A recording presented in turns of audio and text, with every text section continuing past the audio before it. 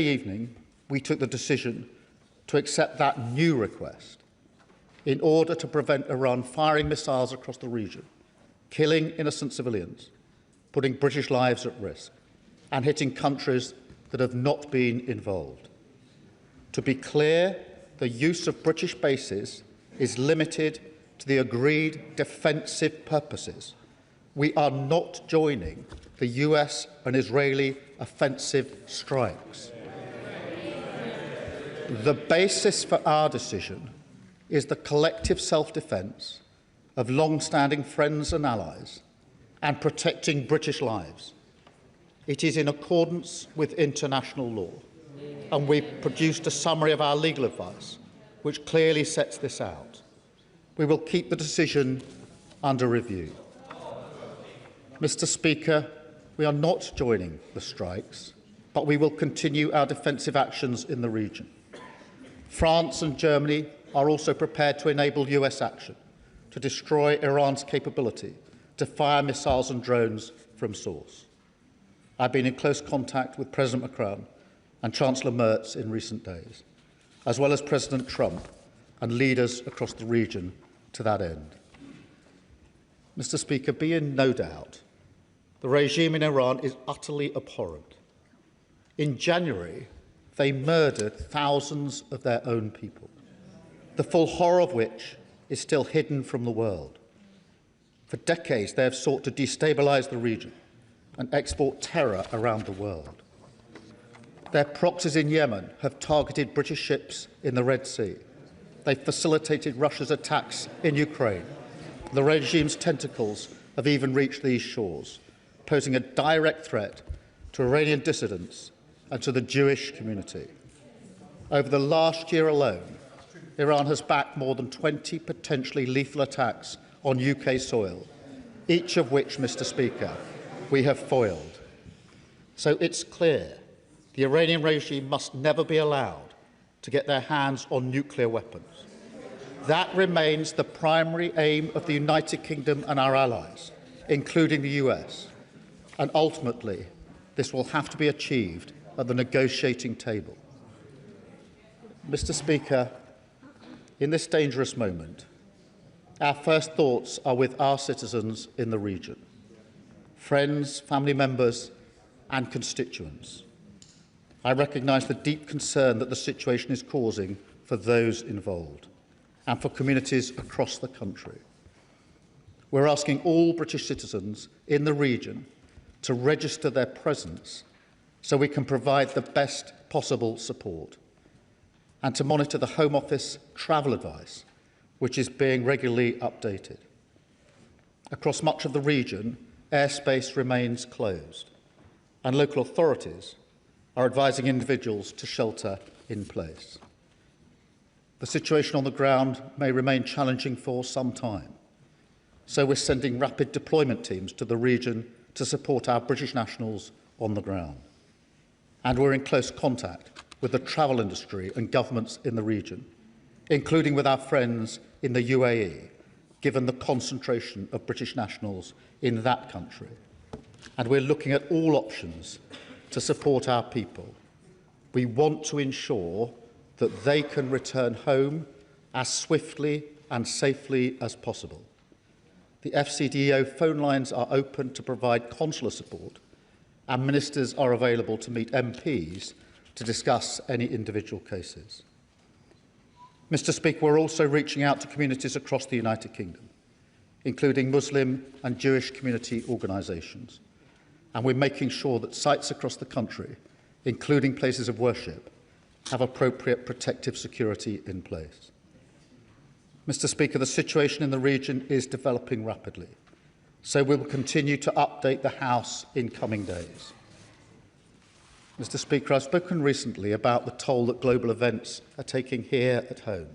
They come crashing into our lives with ever greater frequency, hitting our economy, driving up prices on the supermarket shelves or at the pump, dividing communities, bringing anxiety and fear. That's why how we operate on the world stage matters so much. Mr. Speaker, we all remember the mistakes of Iraq. and we have learned those lessons. Any UK actions must always have a lawful basis and a viable, thought-through plan. I say again, we were not involved in the initial strikes on Iran, and we will not join offensive action now. But in the face of Iran's barrage of missiles and drones, we will protect our people in the region and support the collective self-defence of our allies, because that is our duty to the British people. It is the best way to eliminate the urgent threat, to prevent the situation spiralling further, and support a return to diplomacy. It is the best way to protect British interests and British lives. That is what this government is doing, and I commend this statement to the House. Leader of the Opposition, Kemi Bednall. Thank you, Mr. Speaker. And can I thank the Prime Minister for advance sight of his statement and for the security briefing I received earlier. This is a defining moment for the people of Iran, the wider Middle East and the world order. I know that hundreds of thousands of British people still in the region, many sheltering from drone attacks, are fearful about making it home.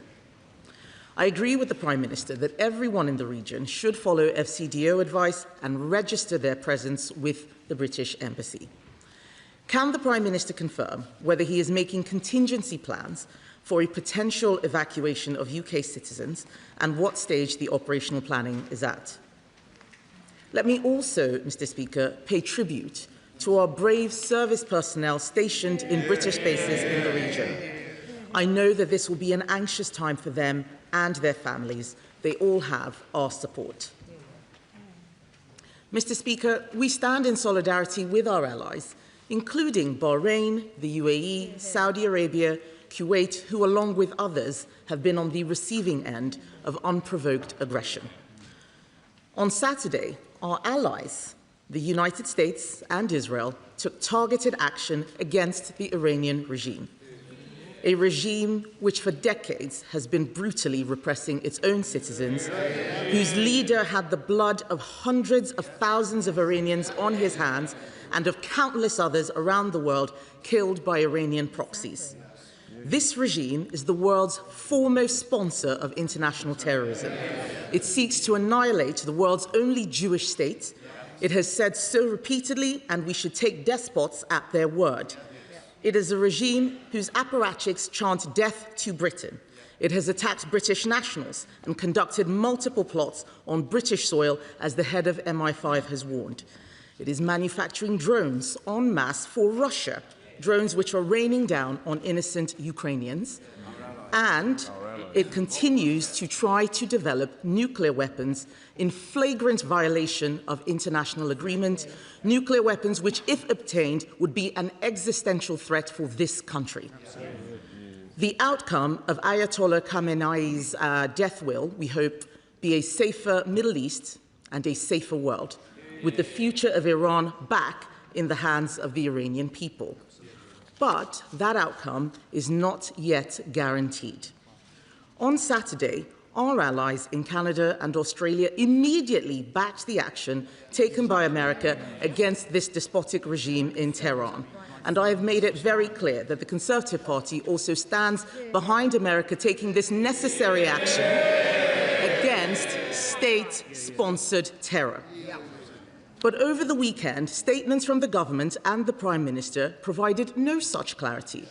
It was only last night that the Prime Minister finally told us that the government would allow our allies the use of our own air bases, despite it being obvious that UK interests were under imminent threat. It took Iranian missiles hitting allies in the Gulf before he finally made a decision. And even after that, the Foreign Secretary said this morning that the government has put limits on the actions of our allies operating from our bases. Unbelievably, in his statement today, the Prime Minister still cannot say whether he backs the strikes or not.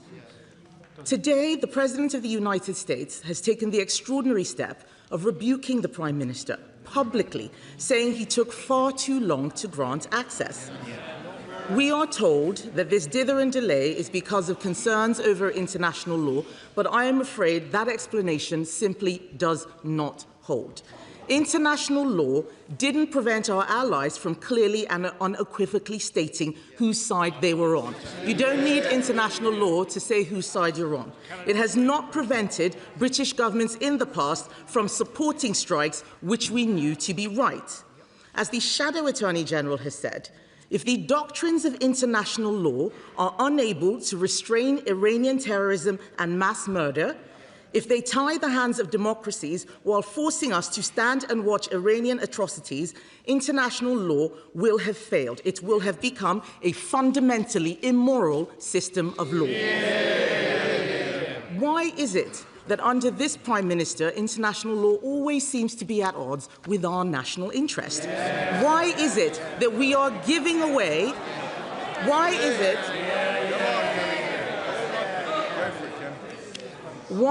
it that we are giving away the Chagos Islands and paying £35 billion for the privilege, rather than standing up for our national interest and protecting the crucial military base, which even now our allies are using?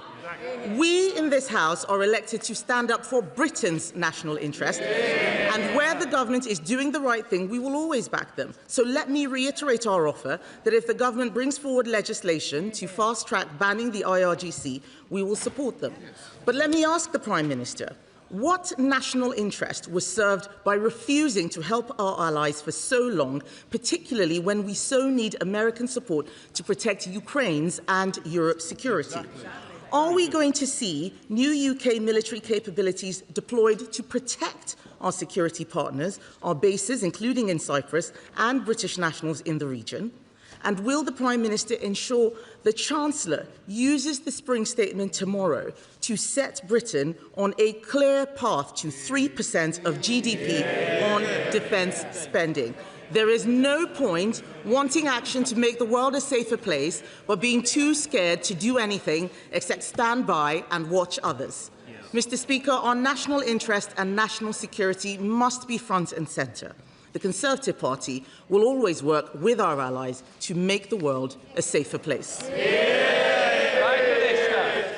Mr. Speaker, she asked about contingency plans for UK nationals, and I can assure her and the House we're working at speed with our partners in the region to take whatever measures we can to make sure that our people can return as safely and as swiftly as possible, and will continue to do so. And I'm happy to update her and the House as we roll out those plans. Mr. Speaker, let me be very clear. There were two distinct and separate decisions over the weekend. The first decision was whether or not the United Kingdom should join the US-Israel offensive against Iran. We took the decision that we should not. We should not. Absolutely right. The second decision was a separate decision, and actually a separate request from the US, which was whether we should permit the use of bases for the distinct, specific, defensive purpose of collective self-defence of our allies and to protect British lives, which were put at risk by the actions of Iran on Saturday and Sunday. We took the decision that we should do so. I am clear in my mind that any UK action must always have a lawful basis. It must also always have a viable and thought-through plan. Yes. And it must be in our national interest. Yes. The Leader of the Opposition, I think, is saying she would have joined the initial strikes whether they were lawful or not.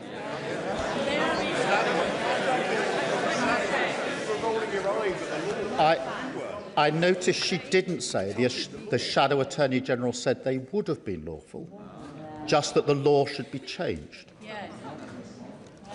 And I think she said they would have joined the initial strikes without regard to whether they had a plan. She was very critical of us not joining sooner. Therefore, it's impossible to have that position without arguing that we should and we could have joined. I fundamentally disagree. Mr. Speaker, I will tell the House why. Where our military personnel take action, putting their lives at risk, it is our duty, my duty, to ensure they have a lawful basis. Yeah. On Saturday, we deployed UK pilots into the sky in the region, and they've been working there ever since. They deserve to know that their actions are lawful and there is a viable, thought-through plan. And I will not countenance committing our military personnel to action which doesn't have a lawful basis. That is not a fair thing to do to our serving personnel. And no UK Prime Minister has ever committed our personnel to action unless it's got a proper lawful basis. In this select committee, Dame Emily Thornbury. Thank you very much, Mr. Speaker. Although the attack on Iran by the US and Israel was ill-advised, ill-judged and illegal, it is absolutely no excuse for the Iranians to recklessly bombard its Gulf neighbours. I'd like to ask the Prime Minister, is he in a position to give us more details on what we're doing with our Ukrainian friends to support the collective self-defence of Arab nations against the Iranian Shahid drones that are causing so much damage in Ukraine and now in the Gulf? Yeah. Can I thank her for that question, because it is an important question. Ukraine, sadly, has more expertise than anyone in dealing with drones, and that's why we're putting their expertise and our expertise together and using it to help our allies in the region as they struggle with drones as we speak. Sir Ed David, Leader of the Liberal Democrats. Thank you, Mr. Speaker. And can I thank the Prime Minister for advance sight of his statement for my security briefing. Once again, President Trump has launched a unilateral and unlawful act. Ayatollah Khamenei was a brutal dictator and a monstrous war criminal. He supported Hamas and their October the 7th atrocities, and he massacred thousands of his own people for daring to protest against decades of repression. I shed no tears for him. But instead I think of all the innocent Iranian civilians who have lost their lives. I think of the US service personnel killed in action, our allies and partners in the region who are being outrageously targeted by Iran, and our British bases which have already faced attack. They did not choose this war. Donald Trump did, and he will bear responsibility for it. We have seen before what happens when an American president launches an illegal war with no idea how or when it is going to end, and we fear for what comes next. So in discussions with the White House, has the Prime Minister demanded to find out what Trump's plan is for what comes next?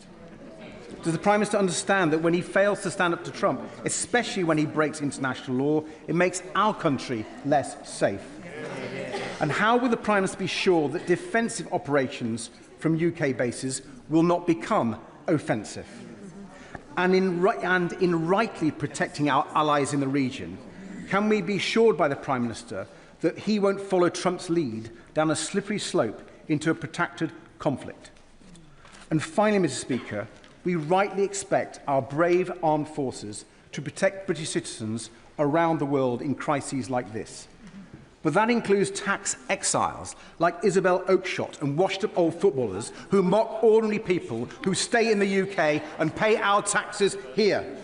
So as we protect them, does the Prime Minister agree that it is only right for tax exiles to start paying taxes to fund our armed forces just like the rest of us do?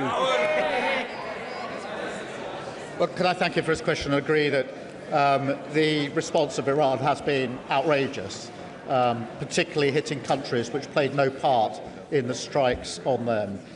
We have had extensive discussions with the United States at all levels, including the military-to-military level, continually over the course of the weekend. We deliberately took the decision not to join the offensive strikes that were carried out by the US and Israel. We did take the decision to take defensive action, firstly ourselves on Saturday with putting pilots in the sky, and secondly by allowing the bases to be used for purely defensive reasons. And we clearly set out the legal basis upon which we took the second of those decisions.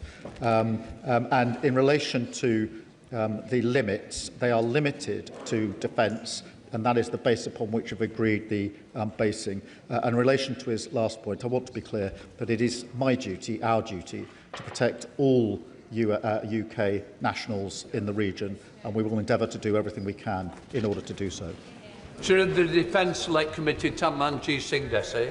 Thank you very much, Mr. Speaker. The Iranian regime, including its late leader Ayatollah Ali Khamenei, are of course no friends of our country, but I thank the Prime Minister for clarifying that the UK had no involvement in the Israeli and US strikes on Iran. And indeed, my heartfelt condolences to all those who have sadly lost loved ones in the region thus far. And I'm extremely concerned about the safety of the millions of people in the region, including the thousands of Brits who are living there and currently stranded there.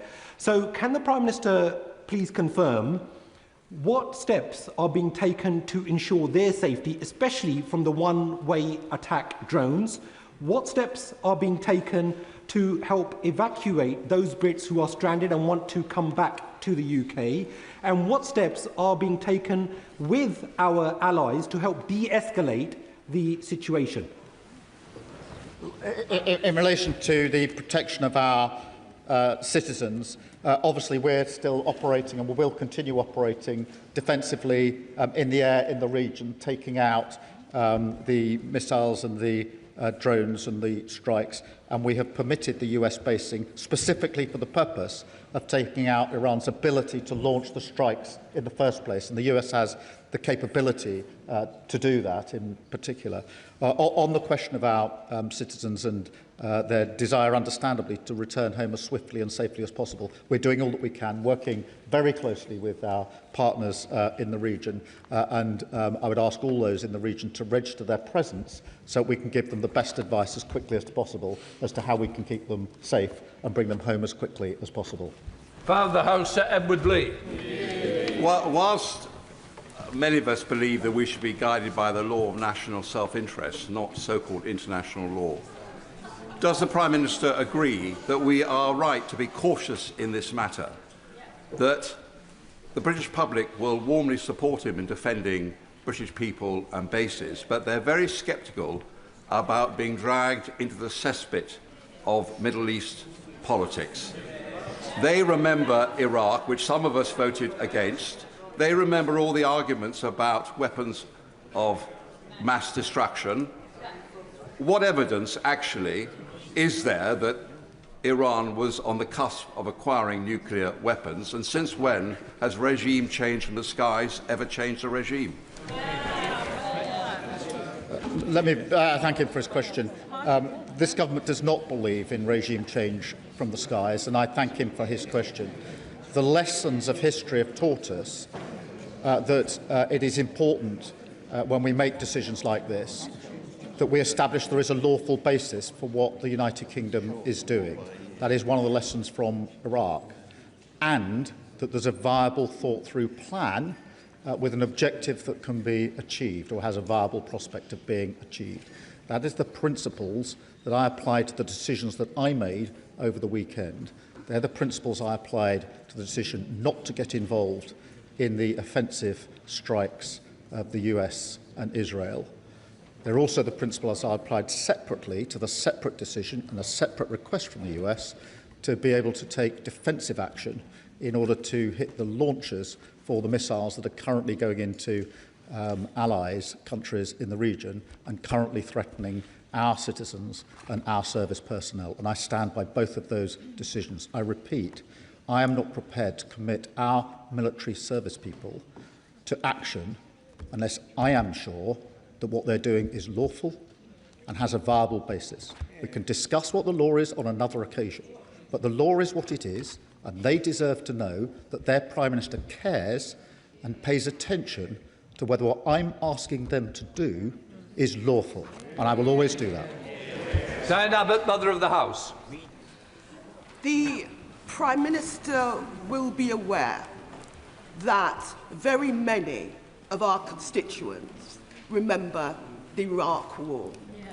And they will have noted the similarities between this war and the Iraq War, both in the Middle East and both illegal.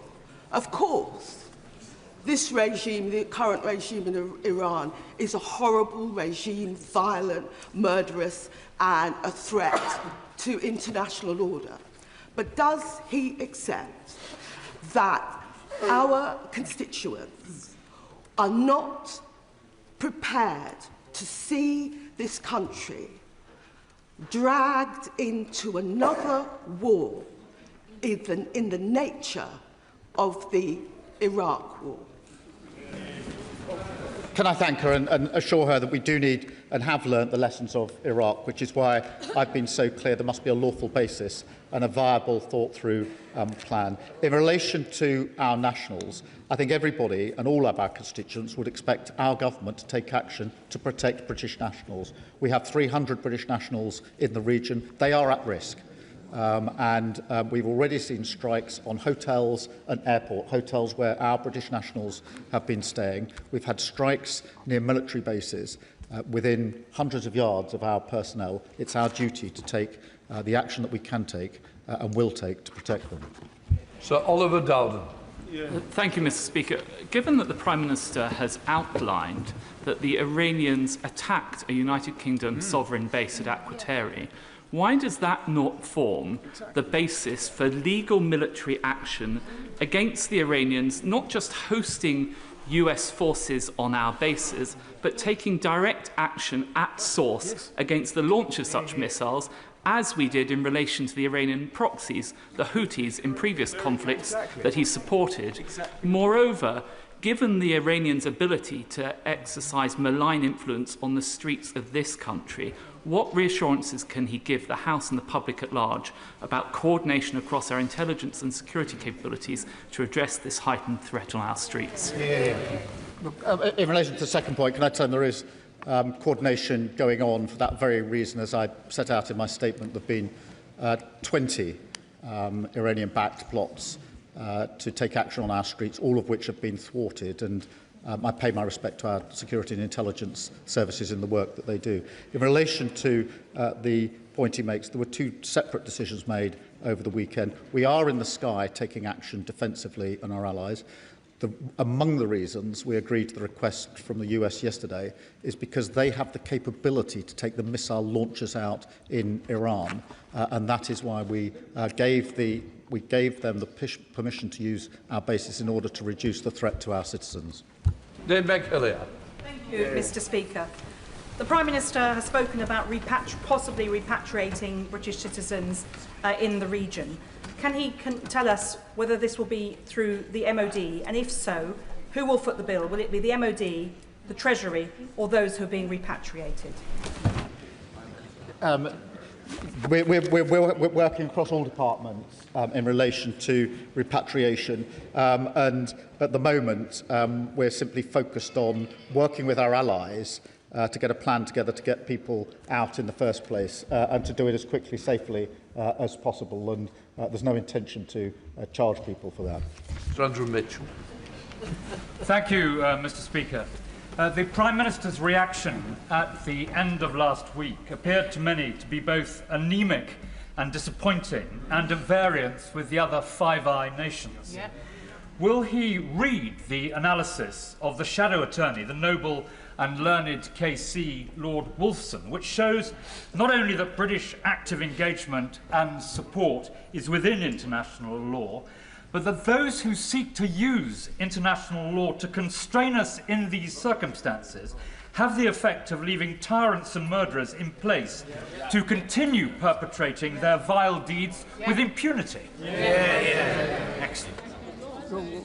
Mr. Speaker, we obviously coordinate with our Five Eyes partners. We were dealing with a specific request to take action, and that was important that we applied the principles that actually have been applied by successive governments, which is to ask the question and get legal advice on the question: is there a lawful basis for what is proposed, and does it have a viable, thought-through plan?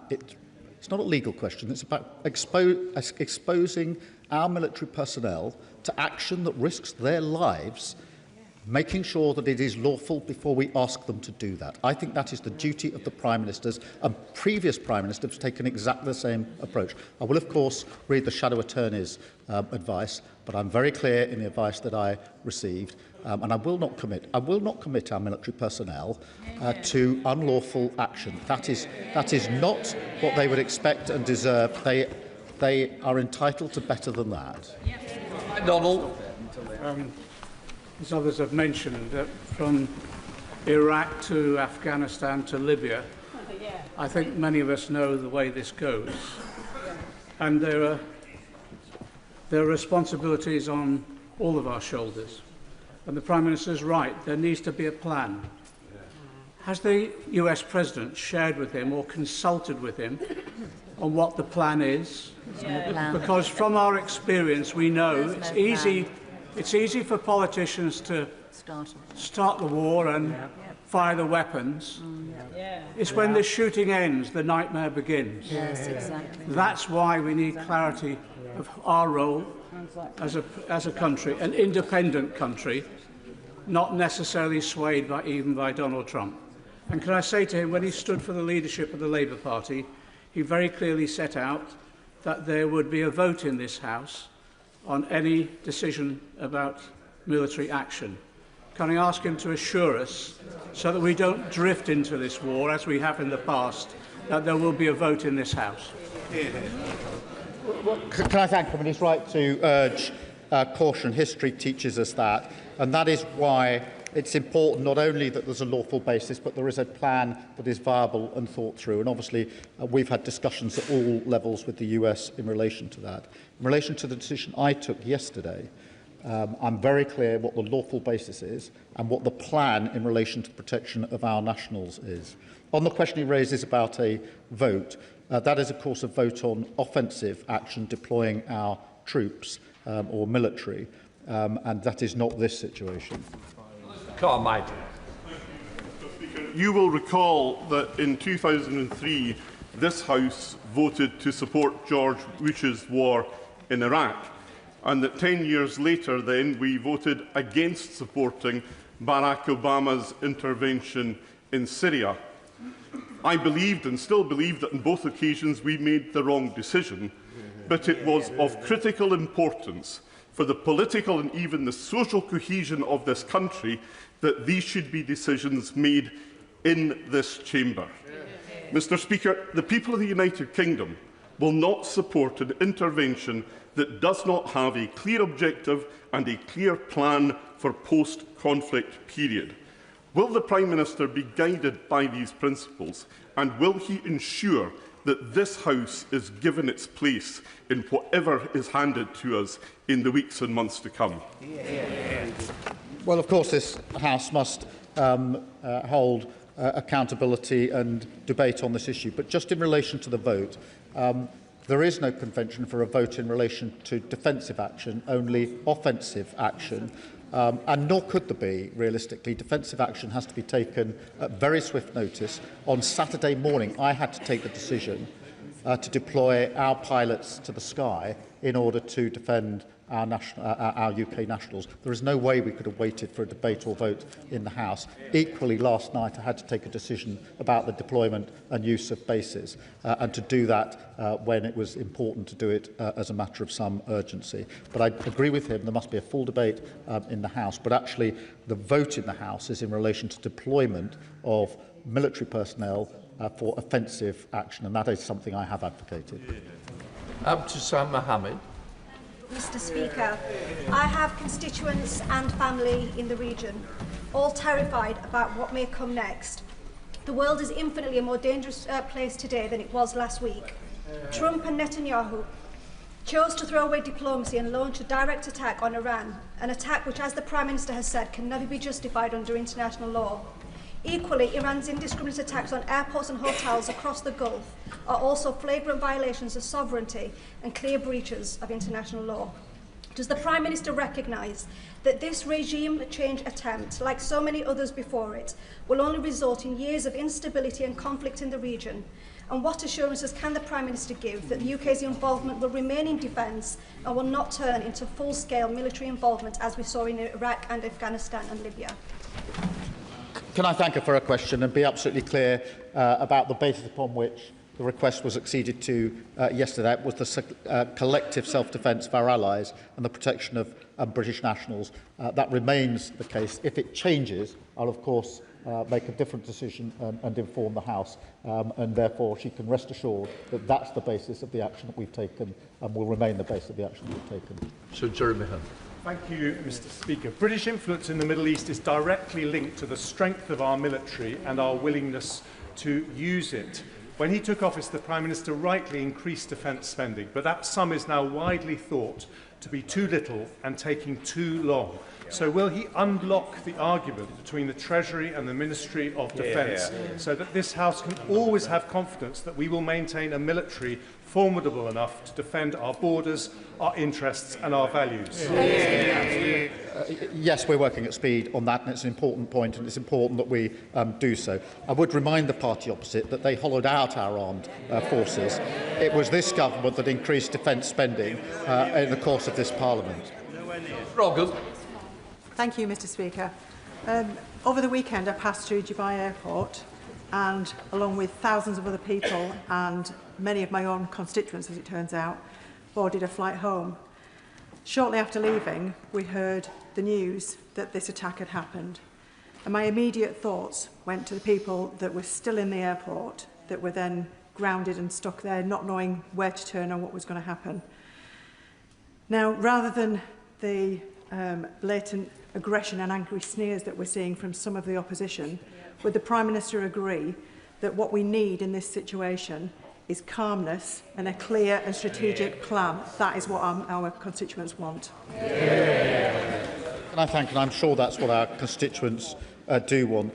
Can I also say how concerned I think we all are across the House at the attacks on hotels and airports in particular. These are hotels that British nationals and others are using, and airports, of course, that civilians are using. This is the extent of the strikes by Iran and the reckless disregard for civilian life that comes with the targets they're working through. Sir Olney. The people of Iran have suffered decades of atrocities under the rule of an oppressive regime.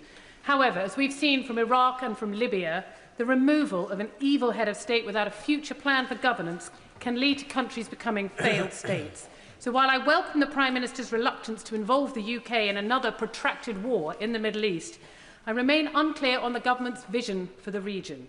I'd like to ask the Prime Minister, does he want regime change? Have his officials contacted the leading opposition figures, such as Reza Pahlavi, to arrange such contingency plans? Or does he wish to negotiate a diplomatic solution with the current regime? Mr. Speaker, the immediate plan is obviously to take the necessary measures to protect our nationals. And look, no, I don't think anybody mourns the death of the Supreme Leader. I firmly believe that ultimately the only way forward is a negotiated outcome. Whatever the conflict going on, in the end it will have to end in a negotiated outcome. And that has been the consistent position of both parties for a considerable period of time. Polly Billington. So far, we have rightly been focused on defending and protecting British citizens in the region. Can the Prime Minister confirm, though, that he believes that the future of the Iranian government is a matter for the Iranian people and no one else? And can we, as soon as possible, focus our diplomatic efforts on de-escalation and peace, including identifying allies in a coalition of the willing to bring this to an end? Can I strongly agree with her that the future for Iran is for the Iranian people, and we must absolutely establish that as a founding principle, and that it is our duty to de-escalate in the region and globally. And of course, it's really important that we're acting with our allies, and that's why I was talking to both the Germans and the French over the course of the weekend on a number of occasions. Thank you, Mr. Speaker. For those of us who were ready to go into Iraq just over 20 years ago, the comparisons between this and that vote are absolutely zero. The reality is nobody is talking about ground troops, nobody is talking about a land invasion. What we're talking about here is striking those targets that are targeting our friends and allies. Now, in the last few hours, we know of over 500 rockets that have struck the United Arab Emirates, and no doubt many have struck bases around the area. Will he be deploying Dauntless and Duncan out to the Gulf right now? They're both at a state of readiness, and I'm sure the Defence Secretary could give that order this afternoon. And perhaps most importantly, what conversations has his honourable friend, the Foreign Secretary, had with colleagues in the region? Because we talk about solution in conversation with others. But frankly, at the moment, it looks like there will be conversation with nobody, because these events will be happening without us having any part in them. Thank you for his question. Nobody is making the comparison with Iraq. There is a question of drawing the lessons from Iraq. And the lessons I draw is that there must be a lawful basis for the action that we take, and there must be a viable plan. On the question of the operational matters, I won't go into that across the dispatch box. As for his point about the Foreign Secretary, at all levels, including the Foreign Secretary, we've been talking intensively to our allies over the last few days, intensively. And they've been extremely grateful for what we've done and the way in which we have engaged. I've spoken personally to all the leaders in the region, so I'm not sure what point he's making about us not being involved. They are very grateful for the way that we've involved, and the Foreign Secretary and the Defence Secretary have worked round the clock in the last few days to ensure that all the necessary conversations are had, as he would expect, and I think he probably knows has been happening. Thank you, Mr. Speaker. Can I thank the Prime Minister for setting out clearly the reasons why Britain did not join the US and Israel's attacks on Iran? Can I also thank him for ensuring the defence of Britain's Gulf partners and protecting the 300,000 Britons in the region? I agree with him that a negotiated settlement and diplomacy is the best path to peace. Can the Prime Minister outline the role Britain is playing to ensure that the Iranian people are listened to so that they have peace and security ahead, not more war and chaos, not another murderous Iranian regime, and not another US-imposed regime change? Well, I thank you for a question, and we've been very, very clear in relation to the future of Iran, that it must be for the Iranian people, and that in the end, the question of nuclear weapons will have to be negotiated, and so we will also always ultimately have to get to that point. Stephen Gaffin. Mr. Speaker, the Prime Minister will understand why the ghosts of Iraq do hang heavy over this chamber at times like this. And on that basis, does he agree with me that the best tribute to the murderers in Tehran and the Iranian regime is a maintenance of an international rules-based system? And more than that, we owe it to the people across the region to learn from the instability that we had in the aftermath of Iraq. And on that basis, will he tell us what is the long-term viable plan? Thank you for his question, and we do need to learn the lessons of history, and that's why a rules-based system is important. It's also the rules-based system that allows us to make arrangements to get our citizens home and to take other matters in conjunction with other countries. And in relation to the plan on the basis of the decision I took last night, that is to take the necessary measures to protect British nationals, and we're clear that in the end there has to be de-escalation and a return to negotiation. Alex Ballinger. Thank you, Mr. Speaker, and can I thank the PM for his restraint in this operation so far, and not heeding the calls from the Leader of the Opposition to get us embroiled in the reckless US and Israeli strikes on Iran. I still remember interventions in the region, colleagues not returning from Afghanistan, friends who were shot down and tortured over Iraq, and the massive destruction that we've seen to civilians. So will the Prime Minister commit to limiting UK personnel to defensive operations to protect our citizens and our allies, and not get us further embroiled in this unwise and dangerous war?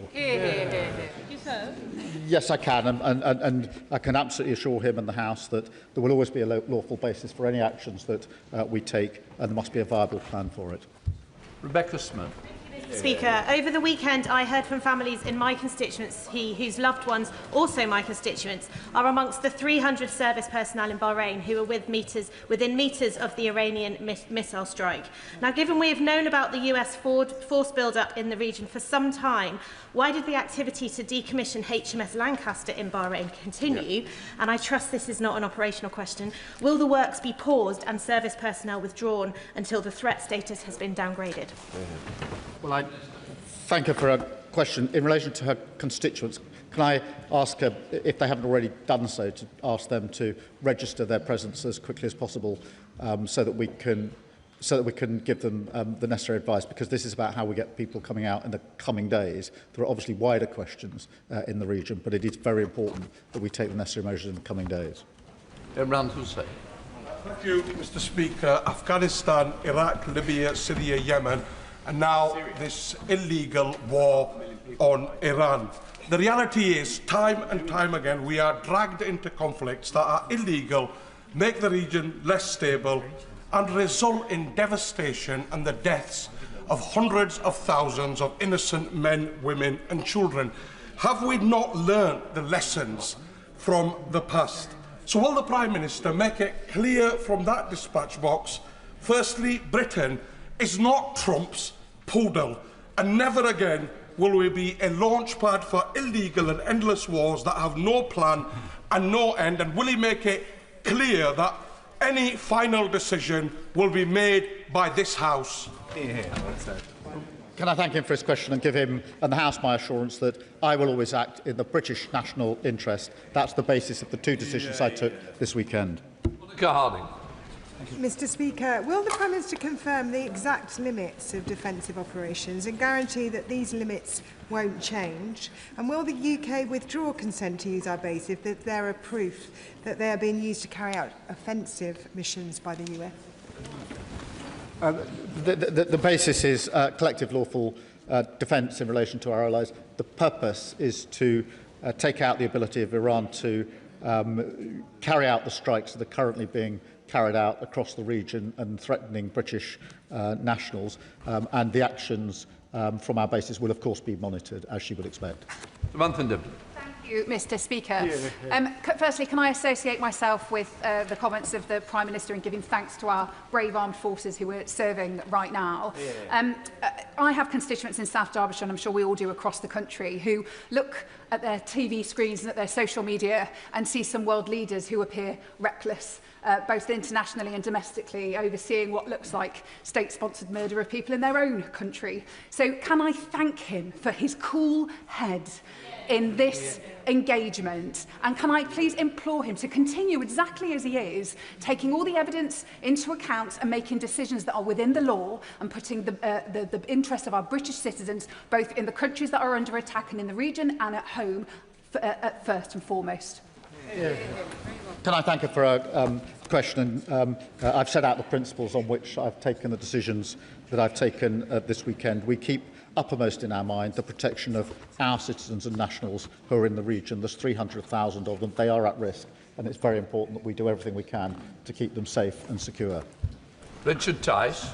Thank you, Mr. Speaker. The truth is this dreadful Iranian regime has been a permanent threat to British interests, British citizens, both domestically and abroad, attacking us, they're spreading their extremist ideology. And surely the Prime Minister understands that actually the United States and Israel has done the West a huge, huge favour in degrading the military capability of this terrible regime. And does he not understand that after 10 years of negotiation that have failed, actually the West was left with no alternative? And does he understand also that actually, in refusing to support the US, he has humiliated us on the international stage? Can I agree with him that the regime is abhorrent for all the reasons that I've already set out? But I think he's saying that because of that, it is perfectly right for a British Prime Minister to deploy and take action which would not be lawful. I simply and fundamentally disagree. I think it's a very important principle when we're talking about our personnel that we ensure that what we're asking them to do, and they're being asked to put their lives at risk, that we ensure that it is lawful. I believe in that fundamentally. I'm surprised if he doesn't. Member Chorlton. In his statement, the Prime Minister mentioned the drone attack on RAF Akrotiri and the UK's support for the security of friends and partners in Cyprus. Can he tell us how the UK is coordinating efforts with the Cyprus government to ensure the safety of the whole island, including the bases? Can I assure him I spoke to the President of Cyprus yesterday, and I'm hoping to speak to him again later today. Can I repeat what I said earlier, because it's important for reasons that he and the House will understand? The bases in Cyprus are not being used and not going to be used by the US. And it's very important. Why not? Because they're not suitable. But it's very important that that is made clear, because the President and I have been discussing that, as he will understand. John Whittingdale. Thank you, Mr. Speaker. On Saturday, Prime Minister Carney said, "Canada supports the United States acting to prevent Iran from obtaining a nuclear weapon and to prevent its regime from threatening international peace and security." Why was our Prime Minister not able to make the same statement? Was Prime Minister Carney wrong? Look, I'm not trying to pick divisions between our allies on this. I was presented with a different scenario, which is whether we should accede to two requests in relation to action to be taken. That is different, and that requires careful consideration of both the lawful basis and the viable plan. That is the basis on which I took the two decisions that fell to me. Different decisions fall to other Prime Ministers. Tony Vaughan. Mr. Speaker, I thank the Prime Minister for his careful response to this issue and his ongoing commitment to the international rule of law. My constituents' parents, Lindsay and Craig Foreman, are currently serving an appalling and unjustified 10-year sentence of imprisonment in Evin prison in Tehran. Other governments have given detailed instructions to their nationals as to what to do if Evin's prison gates were to open and order breaks down. So first of all, will the Prime Minister confirm that a plan covering that situation will be communicated to them to ensure their safety? And secondly, has the government impressed upon the US and Israel the importance of not targeting Evin prison as Israel did last year, given that the lives of 2 British citizens are at stake? Well, can I thank him for raising this case and assure him that we have been and will continue to take all necessary action to safeguard their interests in relation to this case. Dr. Ross-Savin. Thank you, Mr. Speaker. RAF Fairford is in my constituency of the South Cotswolds. The government has now authorised the US Air Force to use RAF Fairford for defensive operations. Residents have been contacting me today, understandably concerned for their safety, especially given the recent events at RAF Akrotiri. Given that the Prime Minister has pledged to prioritise the safety of UK citizens, what assurance can he offer specifically to the people of Fairford that their safety and security will be fully protected now that UK airbases may be used in operations targeting Iran? Can I thank her for raising that and assure her and her constituents that all necessary measures are being taken to keep her constituents safe in relation to the use of the base in her constituency. That is a first order priority for us, and that's what we're doing. Melanie Ward. Thank you, Mr. Speaker. The Prime Minister is right to be clear that UK military action has to be in line with international law and that we were not involved in Israel and the US's offensive action. He is also right to act to protect British lives and British interests in the face of Iranian attacks. Let me ask the Prime Minister, in rightly drawing lessons from Iraq, does he agree that a failed state in Iran is not in the interests of the UK and not in the interests of the wider Middle East? I mean, we do have to learn the lessons, and collapsing and failed states have historically proved to be worse, so we do have to be careful. Sir Julian Lewis. If a missile battery in Iran was continuing to target British bases, would an airstrike against it be offensive or defensive? Mr. Speaker, I think I've made clear the basis of this. The second decision, we have authorised the US to use our bases in order to take out the ability of Iran to make those strikes. That is legal because it's a collective self-defence. Sir Zan Joseph. Mr. Speaker, Iran's reckless attacks have fuelled further regional instability, putting British peoples at risk, along with our allies across the region. The attacks have naturally caused concern about what they mean for our own national security due to the rising oil prices, the cost of living. Does the Prime Minister agree with me that the UK continue to act decisively in our own national interest, including how these conflicts can impact every household in our country? Can I thank him for that question? We're very concerned about the wider impact, and that's why it's important that we continue to argue for de-escalation and a return ultimately to negotiation. Dr. Elicha. Thank you, Mr. Speaker. My party and I stand with all the brave Iranians who condemn the vile regime in Iran. We also condemn the deeply irresponsible and illegal attack by the US and Israel on Iran, launched in the middle of nuclear negotiations led by Trump, a clearly unstable loose cannon, and Netanyahu, a war criminal. The UK must stand unequivocally against this reckless action.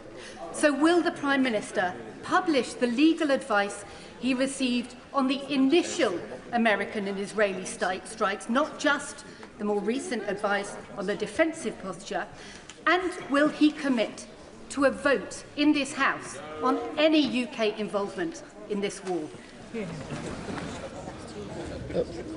We are not at war, and we are not getting involved in offensive action that the US and Israel are taking.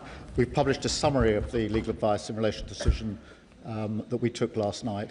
That is in accordance with practice. It is not practice to publish legal advice or summaries in relation to defensive action. Liam Bann. Thank you, Mr. Speaker. I think the diffidence that we've heard towards international law this afternoon is as unwise as perhaps it is unsurprising. But just for the sake of clarity for the House this afternoon, can the Prime Minister confirm what would have needed to be true for it to be legal for him to have joined the offensive strikes last week? Because surely that would have required an imminent threat to our national security, which was simply not present when the decision to strike was taken. Well, Mr. Speaker, I resist setting out the full international law test, but it is clear what the test is. I think that's not disputed, and so far as I know, nobody is challenging the Attorney General's advice that was the summary of which has been published for all to see. I don't think anybody's saying that's the wrong advice. But I will look at the Shadow Attorney General's advice. I will be surprised if he advises that it would have been unequivocally lawful to have joined the initial action. But if the Leader of the Opposition will give me that advice, I will carefully consider it. Sir Ian Duncan-Smith. Speaker, may I take the Prime Minister back to his earlier position, where I think his own side does not quite realise what he has said. The Prime Minister said his reason originally for not allowing Fairford, for example, or even Diego Garcia to be used, was that would constitute for him a breach of international law because it would be us condoning an offensive operation. However, he's changed his position on this because of attacks on allies and on a UK base. And that means now that he is authorising the Americans to act in defence by taking out those kind of missiles that would attack us. Surely that now means that the UK armed forces, in this case the Royal Air Force, could now be used by the government in no breach of international law in a defensive action to take out those missiles as well. There are two separate considerations, obviously. The first is the decision to whether to join the US and Israel in the first place, and the second was the decision we took last night. We started taking defensive action on Saturday by deploying our pilots to the skies in the region. So we'd already taken that action. We added to that defensive action last night by permitting the US to use our bases to strike at the capability of Iran to issue the strikes in the first place. David Taylor. Thank you, Mr. Speaker. It has been heartening to see the scenes of jubilation from Iranians, from Syrians, and from British Iranians in this country at the death of the evil Ayatollah. They hope it will enable them ultimately to finally gain their freedom from this horrific regime. As the situation evolves, could I ask the Prime Minister to please keep them in his mind's eye and engage and meet with some of the Iranian activists that reside in the UK? And in addition, can I ask that if it does look as if the regime is going to fall, officials can think about the ways in which we can support the Iranian people to rebuild their institutions, their infrastructure, provide aid, just as we are currently doing in Syria. Can I thank him? We must be absolutely clear that the future of Iran is for the Iranian people who've been brutally repressed for a very, very long time, including the terrible actions that were taken in January of this year. Richard Ford.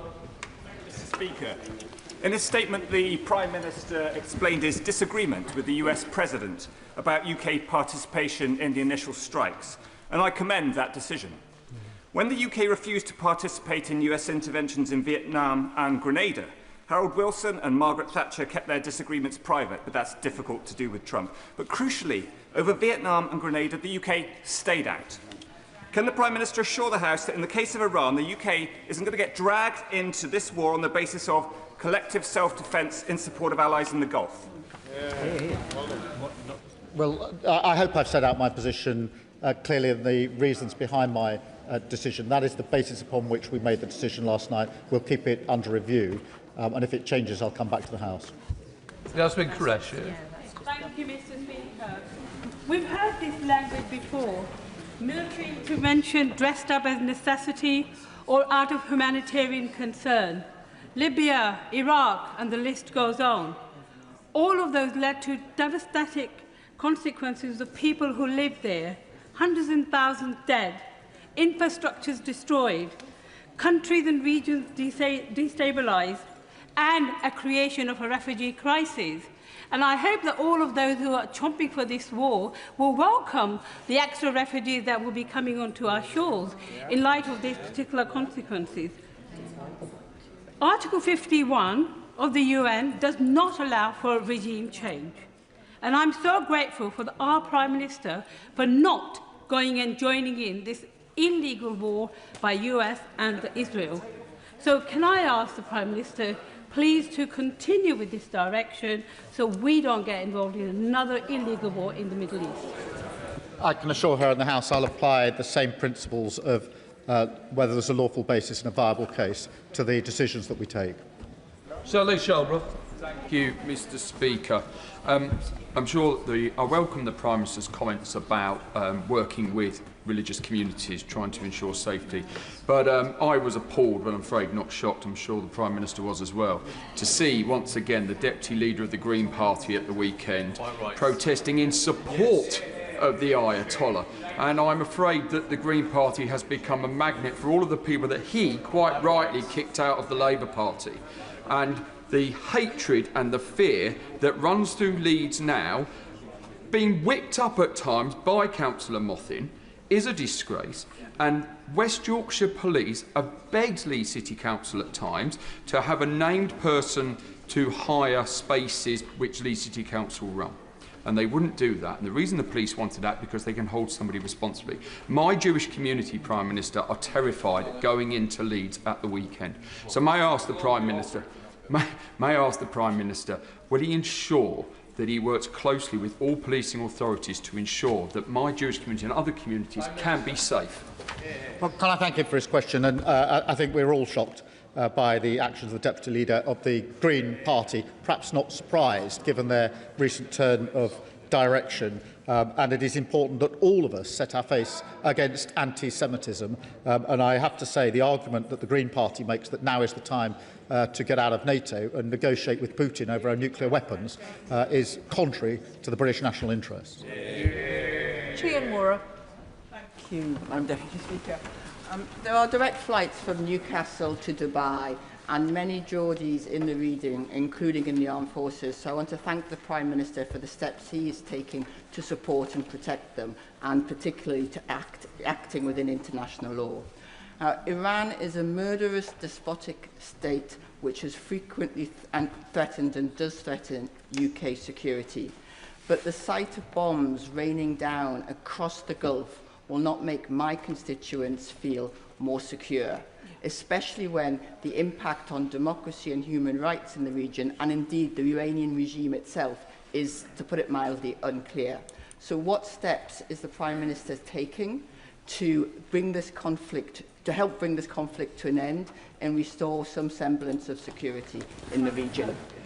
Can I thank you for raising the concerns of her constituents, and I do understand just how worried they will be, as will all of our constituents who are in the area. That is why it's important that we take measures in the region, as we are doing, to try and take the missiles out of the air, and that is the reason we've given permission to the US to use the basis for the limited and specific purposes that I've set out. Jeremy Corbyn. Thank you, Madam Deputy Speaker. Last Friday, the talks in Geneva were apparently making good progress, and there was a hope there was going to be some kind of agreement between the United States and Iran. 12 hours later, President Trump ordered attacks on Iran, the first victims of which were a group of school children attending school in the morning. They in no way can be held responsible for anything in Iran, human rights abuses or anything else. In his statement, it's unclear to me under what circumstances US forces will be allowed to use RAF bases. Can they use bases in this country to attack Iran? Can they use RAF Akrotiri for that? And are we, this country, sharing information with the US to further their war aims against Iran? Or could we not instead adopt a stance of trying to bring about an immediate ceasefire in order to prevent further dreadful loss of life across every country in the whole region, and the danger of this escalating into a semi-global conflict? The uses of the basis for collective self-defence of our allies and to protect British nationals, something I'm sure he would agree with, and specifically to take out the ability of Iran to launch the strikes that are currently going into allied countries and putting our nationals at risk. Can I be clear that we are not using Cyprus for this purpose? Alex Baker. Thank you, Madam Speaker. I thank the Prime Minister for his statement and for his leadership. My thoughts are with serving personnel in the region, and also can I mention our armed forces families in Cyprus, some of whom are my constituents. Clear communications from the Ministry of Defence will be crucial in reassuring these families feeling worried and uncertain at this time. In light of the growing threat, can I ask the Prime Minister about the UK's commitment under NATO Article 3 to be prepared? Does he agree with me that we need a total government approach to preparedness, with every minister in every government department clear on their role in meeting our obligations to ensure the UK can face the pressures of this increasingly unstable world? Well, can I thank her for all she does? And I know she has a lot of military families in her constituency, and she's right to be concerned for them, and I'm sure they will be feeling concerned themselves. We will ensure that we're liaising very closely with them wherever they are in the region to ensure that we do all we can to protect them and, of course, thank them for what they're doing. On the wider point she makes, it is important that the whole of government is committed to defence and security of the United Kingdom. Dr. Andrew Murison. Deputy Speaker, the Prime Minister happily says that he has learnt the lessons of Iraq, a misadventure that his party is responsible for. Would he agree with me that the lesson of Iraq is you do not use lethal force unless there's good evidence that you should do so, and in particular that there is a threat to the interest of this country, which there was not? And would he compare and contrast that with the situation that applies to what has happened over the weekend, when our friends and allies took preemptive action against a feral state that had enriched uranium to 60%, that posed a clear and present danger to ourselves, our interests and our allies? Well, I thank him for his question, and it is important that we all learn the lessons of Iraq, and there needs to be a lawful basis for action if it's taken, and there needs to be a viable case. John Grady. And I refer the House to the Register of Interests. and the fact that I'm chair of the Qatar APPG. I thank the Prime Minister for his emphasis on compliance with the law. May I ask the Prime Minister, what discussions has the government held with the government of Qatar and other regional allies about cooperation to ensure the safety, security and support to British nationals, and what joint measures have been agreed to assist British nationals in the region? Prime Minister. Can I assure them that I've spoken to all of the leaders across the region in person on the telephone in the course of this weekend and the Foreign Secretary and Defence Secretary and others have been liaising very, very closely to ensure we can take the best, swiftest and most effective action to protect our nationals. Mike Martin. Thank you, Madam Deputy Speaker. Clearly the Iranian regime is abhorrent and no one would mourn its passing, but as someone who fought in Afghanistan, I'd like to thank the Prime Minister for saying that we need a viable, thought-through plan. Clearly the US doesn't have this plan. President Trump over the weekend said that they were planning on handing Iran over to some people, but then they killed them by mistake. So one of my concerns is the 440 kilograms of 60% enriched uranium in Iran. If the regime is wiped out, the country falls into chaos. What is the plan for the uranium? Prime Minister. I thank him for his question, and he points out the reasons why I've proceeded on the basis there must be a lawful case for what is done and a viable plan. I think the immediate vision import for us is to ensure that we do what we can to protect our citizens and de-escalate the situation so that we can get to a negotiated outcome. Debbie Abrahams. Thank you, Madam Deputy Speaker, and I thank the Prime Minister for his statement and his reassurance as well about the principles for involving the United Kingdom in any military action. It is so important that we're clear that the rule of law on this side of the House must stand by, as well as having a viable plan. Has my right honourable friend been able to have any discussions with the Arab states and also Turkey in terms of how we might build that plan for de-escalation as quickly as possible? Prime Minister.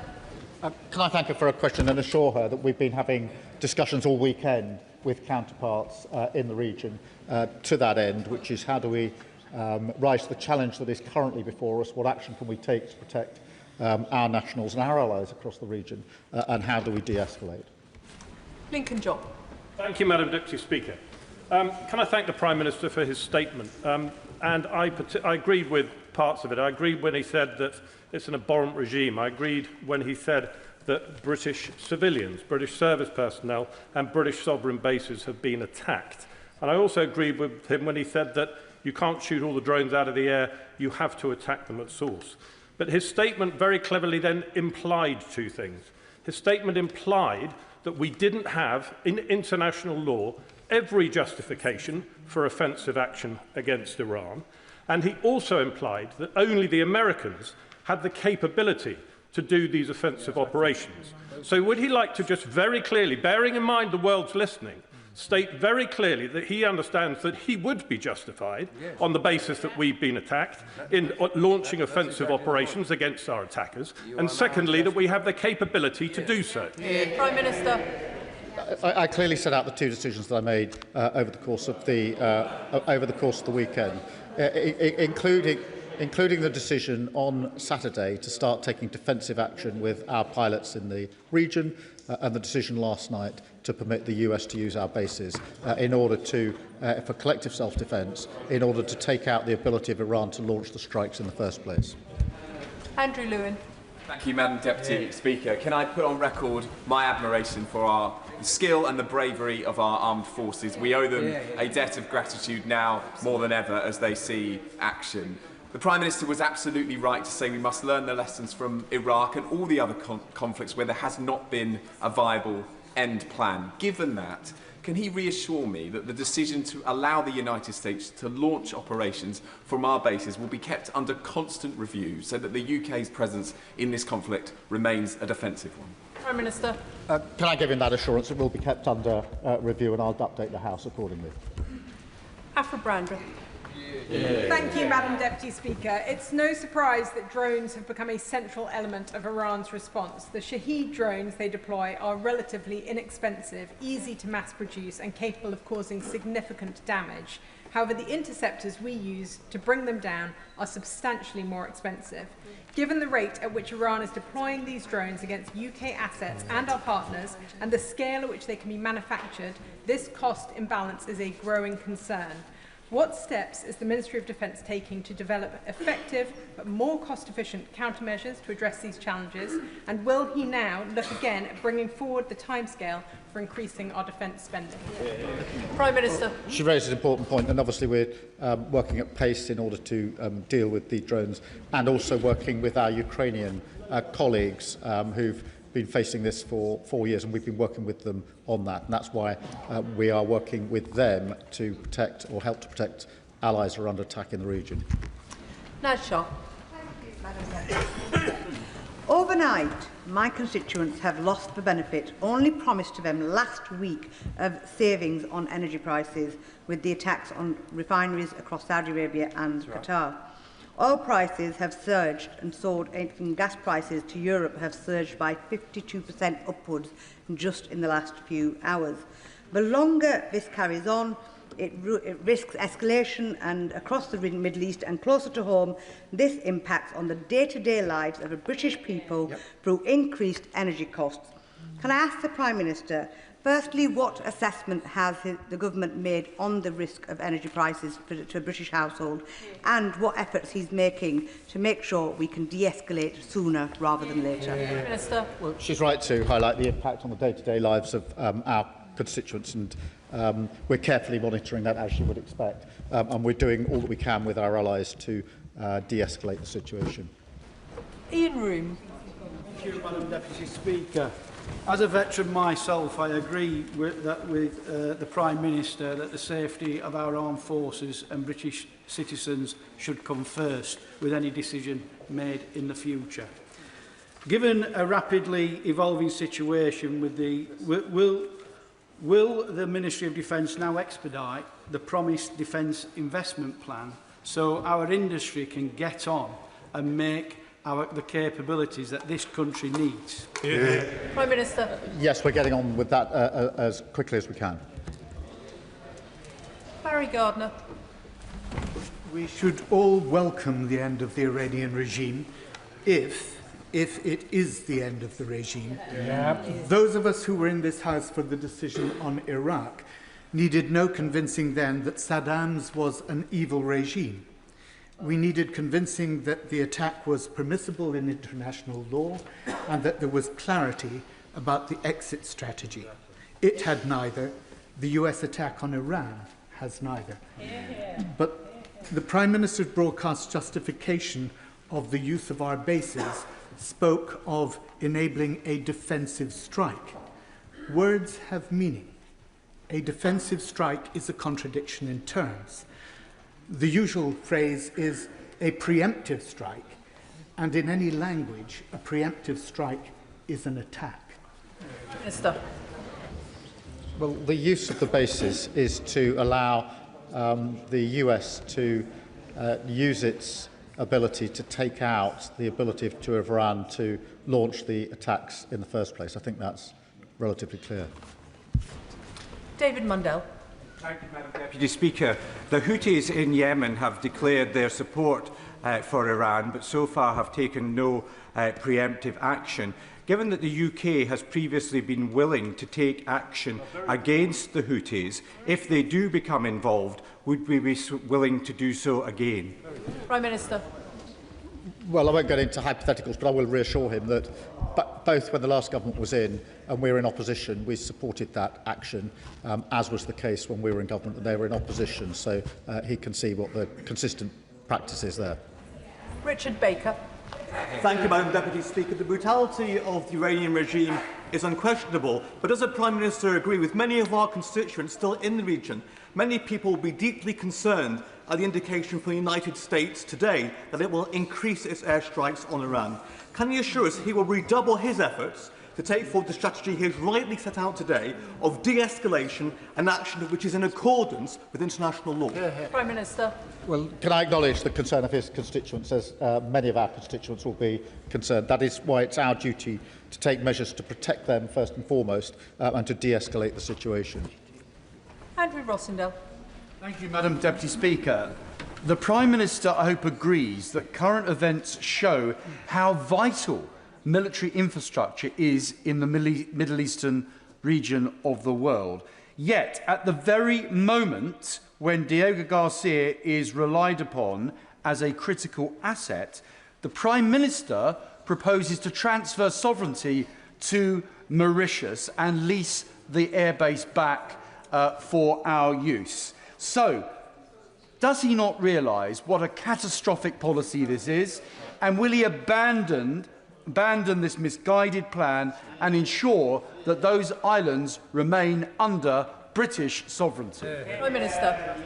The deal secures the islands so that they can be used for the important purposes that they are used for. It's vital that we got the deal, otherwise we'd not be able to carry out the operations in the same way. Ali. Thank you, Madam Deputy Speaker. This conflict has already cost lives, with civilians caught in the crossfire and hundreds of thousands of UK nationals stranded in the region. If it continues for the weeks ahead, it is only going to make it more difficult to evacuate our nationals.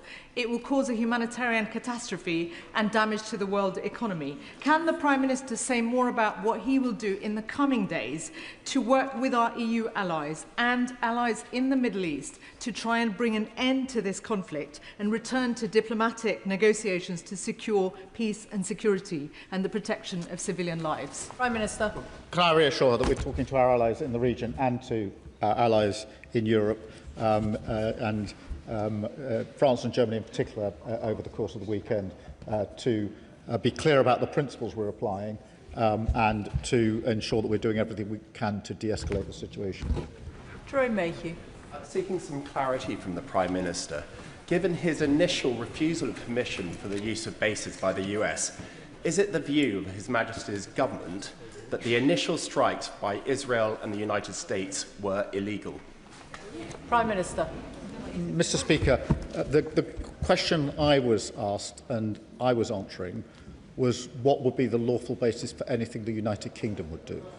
That is the question. That is the question I considered over the weekend, and that's what guided me in the two decisions I had to make about the United Kingdom. James Naish. Thank you, Madam Deputy Speaker. Prime Minister, I had 40 constituents with me this morning, and they were very concerned about the creation of a regional vacuum, specifically in places like Lebanon and Yemen. I wondered if the Prime Minister could confirm what steps the UK is taking to prepare targeted stabilisation and humanitarian efforts in countries that are most exposed should the Iranian regime change. Prime Minister. Well, I thank him for that, and it's very important that we take those measures in the countries that are most exposed, and we're talking to our allies about how we can do that. Tim Farron. Madam Deputy Speaker, I had the opportunity to visit the West Bank in Israel a couple of weeks ago, where these actions were being anticipated and largely with some dread. The great sense I got from talking to both groups of people was this sense of deep national trauma, and in no small part caused by the action of Iranian-backed terrorists. But what does the Prime Minister know about the ultimate intentions of either the Israeli or American governments here? What is their exit strategy? What are their objectives? There can be no probability of a regime change that comes from all this. So how does this make the lives of the Iranian people any better and the lives of the wider Middle East any more secure? Can I thank him for raising the West Bank, which is a cause of great concern, only intensified by the actions of recent days, and I'm not surprised that it's caused deep concern in the West Bank, and tell him that as far as the UK is concerned, I've clearly set out what our strategy is and the basis for the actions that we are taking. Bill Esterson. Deputy Speaker, the Energy Security Select Committee has heard multiple sets of evidence about the risk of our dependence on fossil fuels because of the volatility of prices. The way the oil and gas prices have gone up has been a salutary reminder of exactly that evidence. And remember, gas sets the price for our electricity, most of the time as well. So isn't it the case that the energy transition is not a matter of ideology? It is a matter of both national security importance and economic importance. Prime Minister. Can I thank him for his question? And among the reasons for pushing ahead with renewables is because it gives us energy security and independence, which is hugely important at a time like this. Can I please urge members to make their questions significantly shorter? There are still a huge number seeking to catch my eye. I know we're going to have an exemplary performance from Mark Pritchard with a very short question, please. Yeah.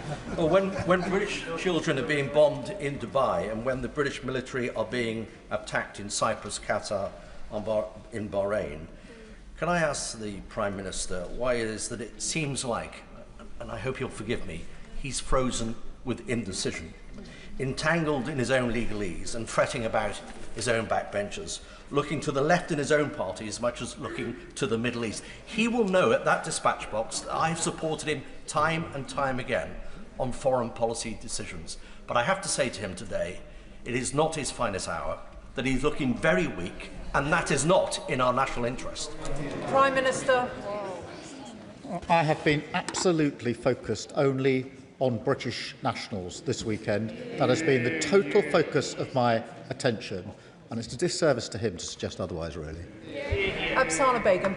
Madam Deputy Speaker, a constituent who fled Iran fought through tears as she told me how she worked. She wanted an end to the regime in Iran that had targeted her and her loved ones, and also said that she wanted absolutely no illegal military intervention from external forces. Does the Prime Minister understand that by enabling the use of military bases in the government's allies, in this case the US and Israel's illegal actions, that it is dragging our country into a wider conflict of which it does not have the power over the outcome, and that risks making all of us more, not less, safe? Prime Minister.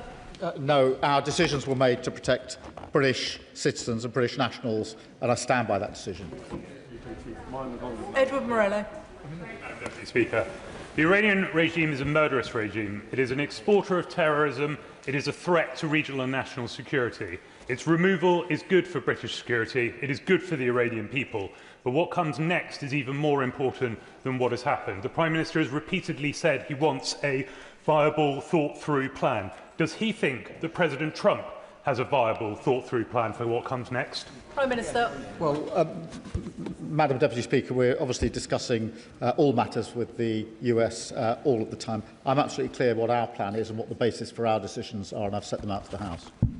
Luke Meyer. Thank you, Madam Deputy Speaker. Our primary duty at this time must be the safety of British nationals in the region. People like my constituents, the Foreman family, who are currently trapped abroad and not knowing when they will be able to come home. Their father's medication is running out today, and they have no idea whether they will be able to obtain those drugs. So what assurance will the Prime Minister provide that consular support will be put in for families like my constituents to make sure they can get the medication that they need and ideally come home as soon as possible? Prime Minister. Can I assure him that we're taking every step we can to ensure they have the support that they need, including steps over the course of this weekend? Greg Stafford. Thank you, Madam Deputy Speaker. Can I associate myself with the comments from the Prime Minister about our service personnel in Bahrain and in Evacuation, which I had the pleasure of visiting in the summer? It's difficult to know where to start with the confusion and cognitive dissonance that is shown in the Prime Minister's statement, not least of which where he is against attacking Iran because it has nuclear weapons, but is willing to attack it because it has conventional weapons. Now, on the conventional weapons point, British sovereign territory in Akrotiri has been attacked, yet the Prime Minister is unwilling to use British personnel, the RAF, to strike on Iran. What would it take for Iran or any other state actor to do to this country for him to act? Prime Minister. We're using British personnel to defend Cyprus at the very moment. Josh Fenton-Glynn. Thank you, Madam Deputy Speaker. No one should shed a tear for the Iranian leadership. They're a brutal and oppressive regime, but there are other brutal and oppressive regimes in the world, and that in and of itself is never a reason to attack a country. So can the Prime Minister please assure me that any involvement of British troops or assets in this conflict will be purely defensive? Prime Minister. Madam Deputy Speaker, I've set out the principles on which I will act. I thank him for his question. Any action will have to have a lawful basis and a viable case. 30 seconds. David Chadwick. Thank you, Madam Deputy Speaker. As long as the Iranian regime exists, it will continue to pose a direct threat to our security and to stability across the region. Yet Cabinet Office figures show that non-ODA integrated security fund spending for the Middle East is set to fall by a third in the coming years. Can the Prime Minister explain why funding to counter Iranian threats is being reduced at precisely the moment that those threats remain so acute? Minister. We're taking a number of measures to deal with Iranian threats, as he would expect. Kim Johnson. Thank you, Madam Deputy Speaker. The Prime Minister claims that lessons have been learned from Iraq. I really hope that is true. Netanyahu and Trump instigated an illegal act of aggression, putting thousands of people's lives at risk, including UK nationals and the military. So does the Prime Minister agree with me that diplomacy and de-escalation is needed and for not bringing Britain into a reckless and catastrophic war? And can you provide some details about this viable, thought-through plan in terms of repatriating our nationals? Prime Minister. Can I assure her I'll continue to apply the principles I've set out and work to de-escalate across the region? Craig Smith. Thank you, Madam Deputy Speaker. The Iranian regime ignored the JCPOA, which completely failed. The Iranian regime's terror activities have reached these shores. And while we meet here this afternoon, the Iranian regime's rockets rain down on our allies across the Middle East, including Hezbollah's rockets into Israel. So can the Prime Minister set out clearly what evidence underpins his view that this Iranian regime is in any way, shape or form interested in coming to the negotiating table? Prime Minister. My point is simply that in the end and ultimately there will have to be a negotiated outcome when it comes to nuclear weapons. But at what point that happens is obviously unclear, particularly after the last few days. But that is why it's been the consistent policy of both our parties for years that this should be a negotiated outcome. It was his party's policy until Friday of last week. Rupa Huck. Thank you, Madam Deputy Speaker. Door knocking in Ealing yesterday, a student whose parents fled Iran in 1979 told me how overjoyed they are to get rid of this despotic, tyrannical regime. Yet the methods, a girls' school was hit, 150 kids, after we appear to have normalised the bombing of schools, hospitals, refugee camps, universities by one of the two instigators of this action in Gaza, surely risk undermining the rules-based order. What does the PM see as the end game of this war, and how will he stop Operation Fury turning into Operation Futility? Prime Minister. Well, I've clearly set out the basis for the decisions that I've taken and my view that we should all do all we can to de-escalate the situation. Shawkat Adam. Thank you, Madam Deputy Speaker. I'd like to thank the Prime Minister for his measured statement and restraint. However, with Israel's and USA's illegal action over the weekend, taking out admittedly a very repressive and brutal regime leader, has left the region and the world in turmoil. And this is creating real fear, Prime Minister, especially for our children. In fact, my 14-year-old asked me over the weekend, Dad, are we all going to be okay? So as a father himself, can I ask what assurance he can give to my son, to all the children in this country and in the Middle East, that he will do everything in his power to prevent the outbreak of potentially World War III, which Donald Trump and Netanyahu are driving us towards? Prime Minister. The protection and security of British nationals is my foremost duty, and I take it very seriously. That's why I took the decisions that I did over the weekend and will continue to do so. Andrew Pakes. Madam Deputy Speaker, like many people in my constituency, I said prayers over the weekend watching the events unfold. It's clear the region's in a perilous state and we need a de-escalation, to follow the rule of law and get peace back on the table. But can I ask the Prime Minister about a related question in the region? He will know that many in this House were passionate about ensuring a ceasefire in Gaza and ensuring aid and humanity got in. We know over the weekend that there has been a closure in the West Bank and Gaza. So can I ask the Prime Minister what reassurance he can give us that whilst we look towards Iran, we don't lose sight of the humanitarian need we have in Gaza and the West Bank? Sir.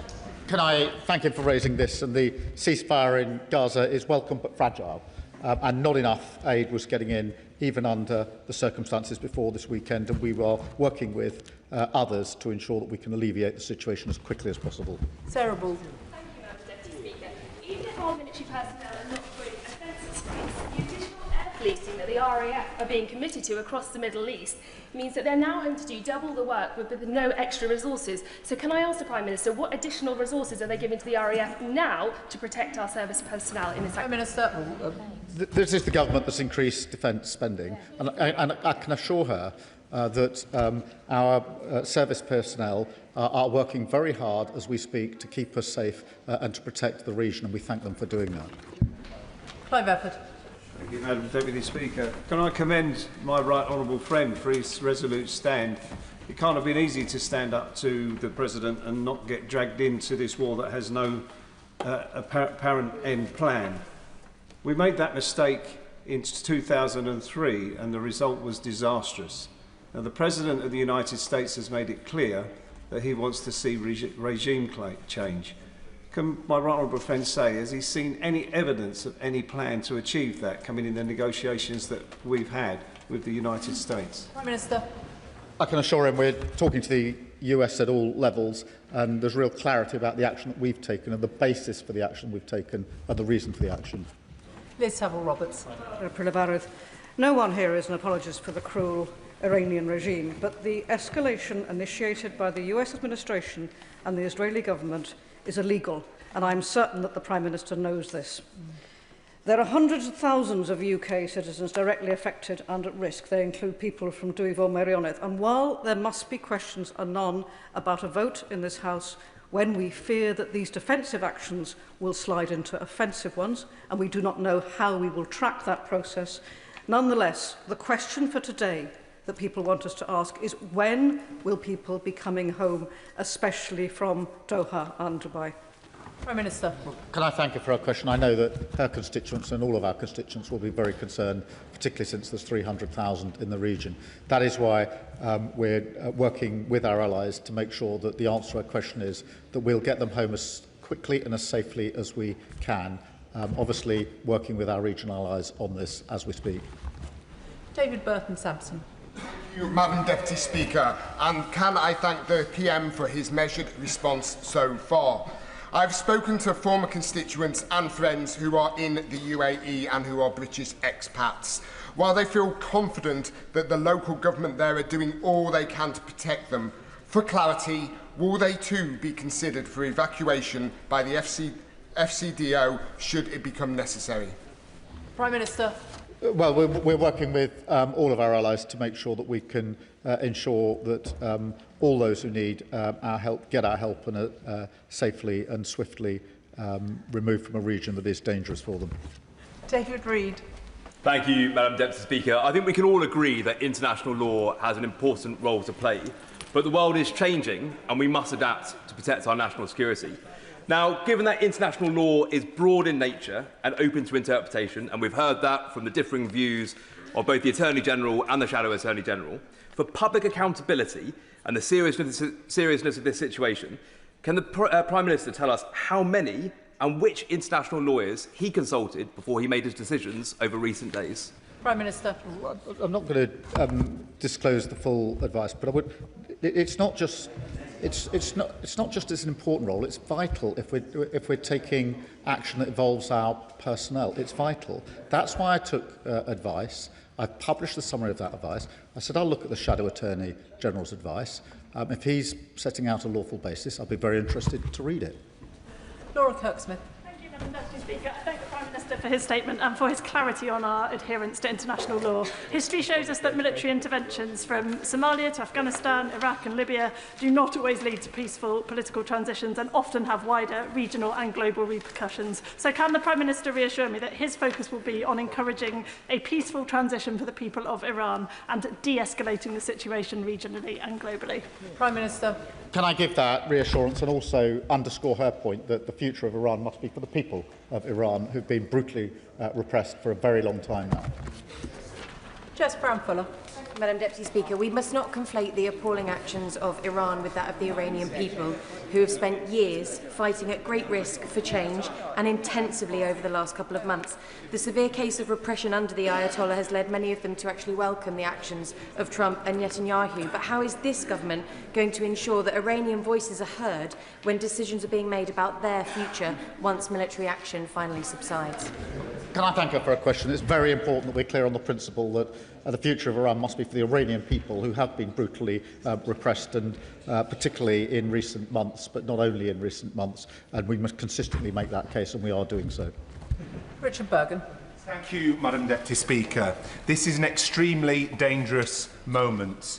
Iraq, Afghanistan and Libya show where this can end up, with death, destruction, terror and chaos impacting tens of millions of people. Given that, shouldn't the government's focus be on pushing Trump, Israel and Iran towards diplomacy, de-escalation and a ceasefire, and instead, by siding with Trump, hasn't the Prime Minister risked dragging us into a wider conflict which leaves us all less safe, and which could include mission creep, which will erode the distinction the Prime Minister is attempting to make between offensive and defensive actions, leading us embroiled fully in an illegal US war in the Middle East? Prime Minister.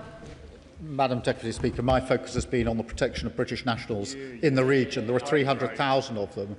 They are at risk, and it is our duty to take steps to ensure that we reduce that risk and bring them to safety and security. Simon Hall. Mr. Speaker, a militarily degraded Iran would be welcomed by both the region and the world. But an Iran that still possesses enriched uranium and potentially becoming a failed state is something to be avoided at all costs. The Prime Minister will recognise that. Whilst it's uncertain what President Trump's plan is, there will be clearly, at some point, negotiations, talks towards peace and a cessation of action. Will he impress upon the American administration that now is the opportunity to link progress for ordinary Iranians, their democratic rights, their freedoms and their civil liberties, as part of that, and not just view it as a military degradation exercise? Prime Minister. Can I thank him for his question and agree with the way he puts it? It is very important that we deal and acknowledge the brutal repression of Iranian people for so many years. Jim Dixon. Thank you, Madam Deputy Speaker. Can I express my support for the government's handling of the events this weekend, particularly the clarity given by the Prime Minister today that international law is paramount, and also the priority given to the safety of UK citizens. Does he agree with me, however, that this will only end when Iran and the US and allies get round the table, talk about nuclear de-escalation, and Iran abandons its nuclear ambitions? Will the Prime Minister perhaps tell us what conversations he'd had with allies in order to ensure that that happens? Prime Minister. Well, we're having conversations with allies about de-escalating the situation and how we get back to negotiation, which in the end, at whatever stage it is going to have to be part of the process. Sammy Wilson. Thank you, Madam Deputy Speaker. And we should welcome the actions of America and Israel in trying to destroy a regime which the Prime Minister has described has exported terror all over the world. But why the weak-kneed response from the government that we're limiting our bases to defensive actions? And maybe he would clarify, what does he mean by defensive actions? For example, attacks on the drone factories which are used to deliver the bombs, is that defensive? Attacks on the leaders who are planning the war against our allies in the Middle East, is that defensive? Attacks on nuclear facilities, would that be regarded defensive? Or attacks on the infrastructure which is used to mobilise these weapons, would that be defensive? What are the limits of this defensive action? Can I be absolutely clear with him that the action which we've authorised from our bases is to take action to take out the capability of Iran to launch these attacks, and that of course means taking out their capability, the launchers and the infrastructure that sits behind it. Of course it does. Amanda Martin. Thank you, Madam Deputy Speaker, and thank the Prime Minister for his calm and measured approach and reassurance today. As the Member of Parliament for Portsmouth North and the mum of a serving personnel currently deployed overseas, my first thought is always for the men and women we ask to stand in harm's way. The Iranian regime recklessly attacks are not abstract. They are direct threats to British service personnel and British citizens in the region. Will the Prime Minister firstly confirm that every measure is being taken to protect constituents on the ground? And secondly, when we pursue de-escalation democracy, will he assure the House that operational decisions are grounded firmly in one overriding principle, the safety of our British servicemen? Well, can I thank her? I know a number of her constituents are deployed abroad, and we are doing everything we can to protect them and to thank them for the work that they're doing in the region. Ben Spencer. Speaker, I've heard a lot of legal analysis from the Prime Minister, but nothing on what he thinks is morally right. Isn't the biggest risk to international law when leaders hide behind legal advice to avoid taking responsibility for their decisions? To ask our service people to act when we don't have a lawful basis will be a dereliction of moral purpose, in my view. Rebecca Long-Bailey. Thank you, Madam Deputy Speaker. There is no doubt that the Iranian regime is abominable, but it's clear that the initial joint strikes on Iran were neither defensive nor lawful, and now as the situation dangerously escalates, hundreds of innocent civilians are now dead across the Middle East, and UK personnel and citizens are at risk. So I know the Prime Minister's outlined that his aim is a negotiated settlement. Can he outline the tangible action he and his international counterparts are taking now to secure a ceasefire so that negotiations can resume? Can I thank her for her question and reassure her that the actions we're taking are to protect British nationals and we're working with others to de-escalate in relation to the situation. Dr Al Pinkerton. Thank you, Madam Deputy Speaker. Since coming to the Chamber today, a senior Iranian commander has said that they would seek to bomb Cyprus to force out US aircraft from our sovereign bases.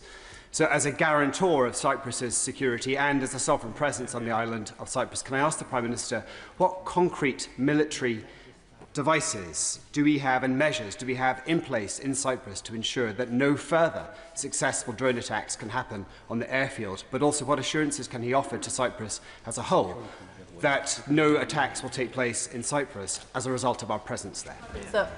Can I be absolutely clear again, because it really matters, that we are not using Cyprus for US bases. That is our base. And I won't go into operational details, but as he would expect, we are taking all the necessary measures to ensure that Cyprus and the base are safe. I spoke to the President yesterday. I hope to speak to him again later this afternoon. Frank McNally. Thank you very much, Madam Deputy Speaker, and I thank the Prime Minister for his statement. Given the comments from the Iranian Foreign Minister yesterday that the IRGC is adopting a decentralised mosaic defence to fragment command and control structures and create even more unpredictable flashpoints, can my right honourable friend update the House on what steps he is taking with allies, including partners in the region, to mitigate such developments which threaten to escalate and prolong this conflict? Yes, I can. We've put in extensive sanctions already, and we keep the situation under constant review.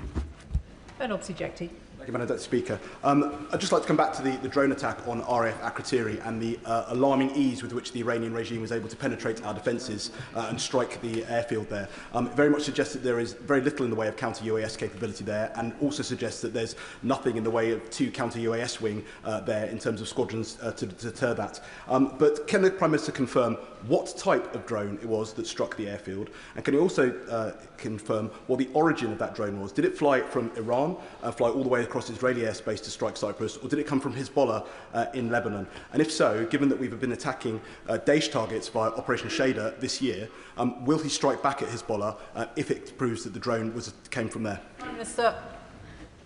Can I just reassure him, and through him, everybody in Cyprus, there are protective measures in place, and his description is not right, and it's not helpful to those living in Cyprus to cast it in those terms. It really isn't.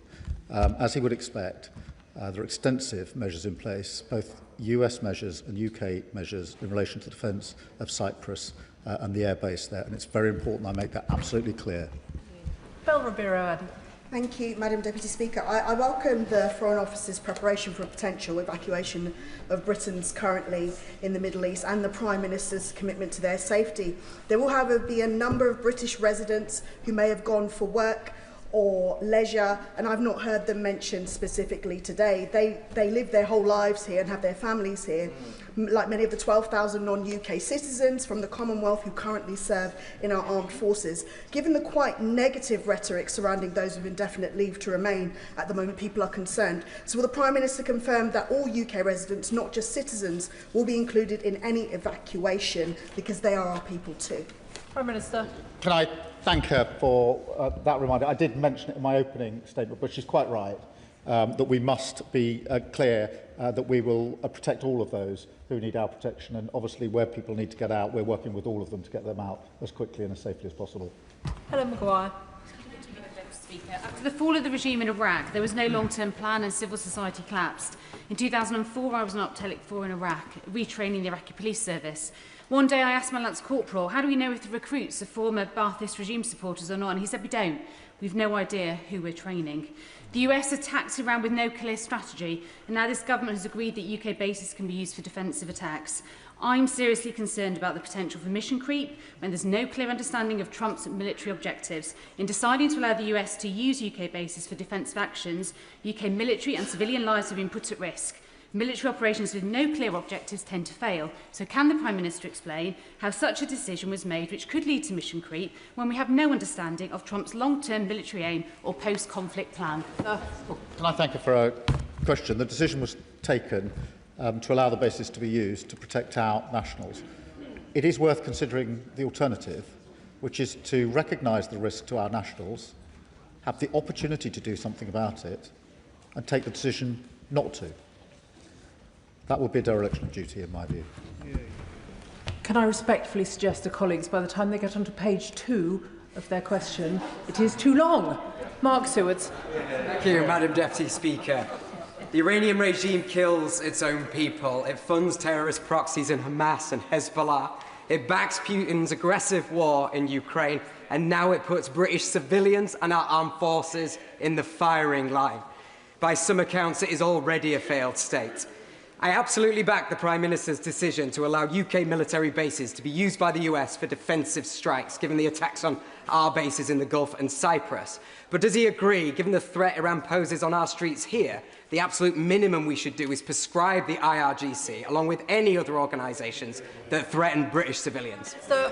Well, can I assure him we keep that under review, and we have already put in place a considerable number of sanctions. Dr Neil Shastri-Hurst. Thank you very much, Madam Deputy Speaker. The Prime Minister set out in a statement with some clarity the threats posed by Iran.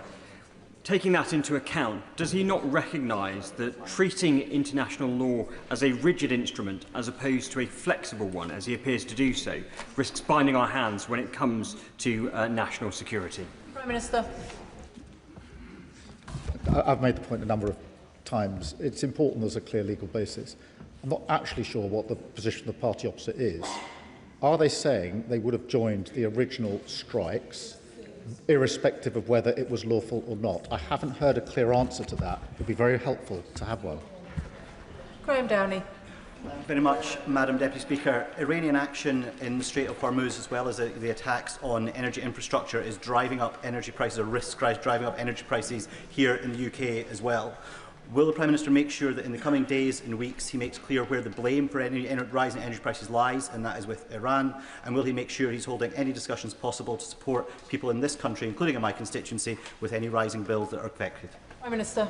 Yes, can I give him that assurance? It will be of concern for his constituents and so many of our constituents, and we'll take every measure to protect them. Saoirse Eastwood. Thank you, Madam Deputy Speaker. People in Northern Ireland are entitled to be British, Irish or both, and as such, many have travelled to the Middle East on an Irish passport. We know the FCDO have asked people helpfully to register. However, those Northern Irish citizens that have an Irish passport that are also UK nationals cannot register. Will the Prime Minister assure me that he will work to make sure that my constituents in Lagan Valley and across Northern Ireland will not be left behind? Prime Minister. Can I thank her for raising that, and I'll get to the bottom of it and make sure that the concern she's raised is properly, fully and swiftly addressed. Jeevan Sander. Thank you, Madam Deputy Speaker. I thank the Prime Minister for raising the spectre of Iraq. We remember on this side in this House how a bloody invasion can lead to brutal civil wars. We know the aftershocks of now will last years and not days. And we're also seeing, of course, energy prices spike, oil up by 10%, gas up by over 50%. So can the Prime Minister assure me that he will act to restore peace in the region, as well as make life and keep life affordable for our citizens? Prime Minister. Yes, I can give him that assurance. It's very importantly raised it. I thank him for doing so. Dr. Luke Evans. The Prime Minister has been explicit on two decisions. One to say no bases were used, now some bases can be used. Could he set out specifically how this interacts with the Diego Garcia bill and the exchange of notes from 1966 between the UK and the US? Prime Minister. It doesn't. It's the simple use of bases operationally, which has been agreed as of last night. Chris Vince. Thank you, Madam Deputy Speaker. And can I join the Prime Minister in paying tribute to our brave service and personnel who every day work incredibly hard to keep us safe, and also his particular leadership on this matter. I have a number of constituents from my constituency of Harlow who are currently trapped in Bahrain and Dubai, one of which is pregnant. What advice can the Prime Minister give to them who are worried about their safety? Prime Minister. Can I thank him for raising the case of his constituents? I'm sure they're very anxious about the situation, and assure them and him that we're working at pace with our allies to get a safe and swift route for them to come out of the region, which is what they all want. Vicky Slade. Thank you, Madam Deputy Speaker. I want to go back to the original attacks. Last year, Trump told us that he was attacking Iran to destroy any possibility of them getting a weapon, and he told us afterwards that he had obliterated the threat for years to come.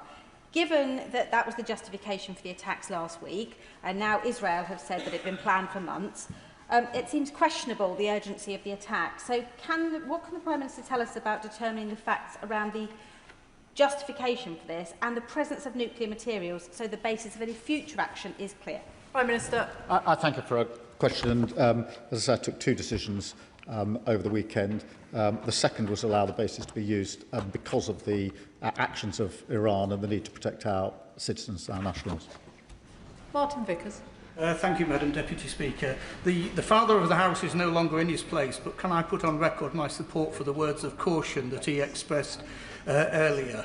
And can I turn the Prime Minister's attention to oil supplies? It's not just the risks to shipping, but also I understand from contacts in the industry that some refineries in the region are shutting down. Clearly that could have a serious impact on business in this country.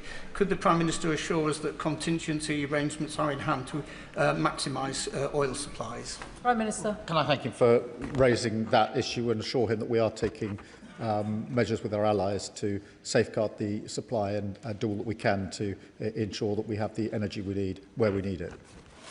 Suella Braverman.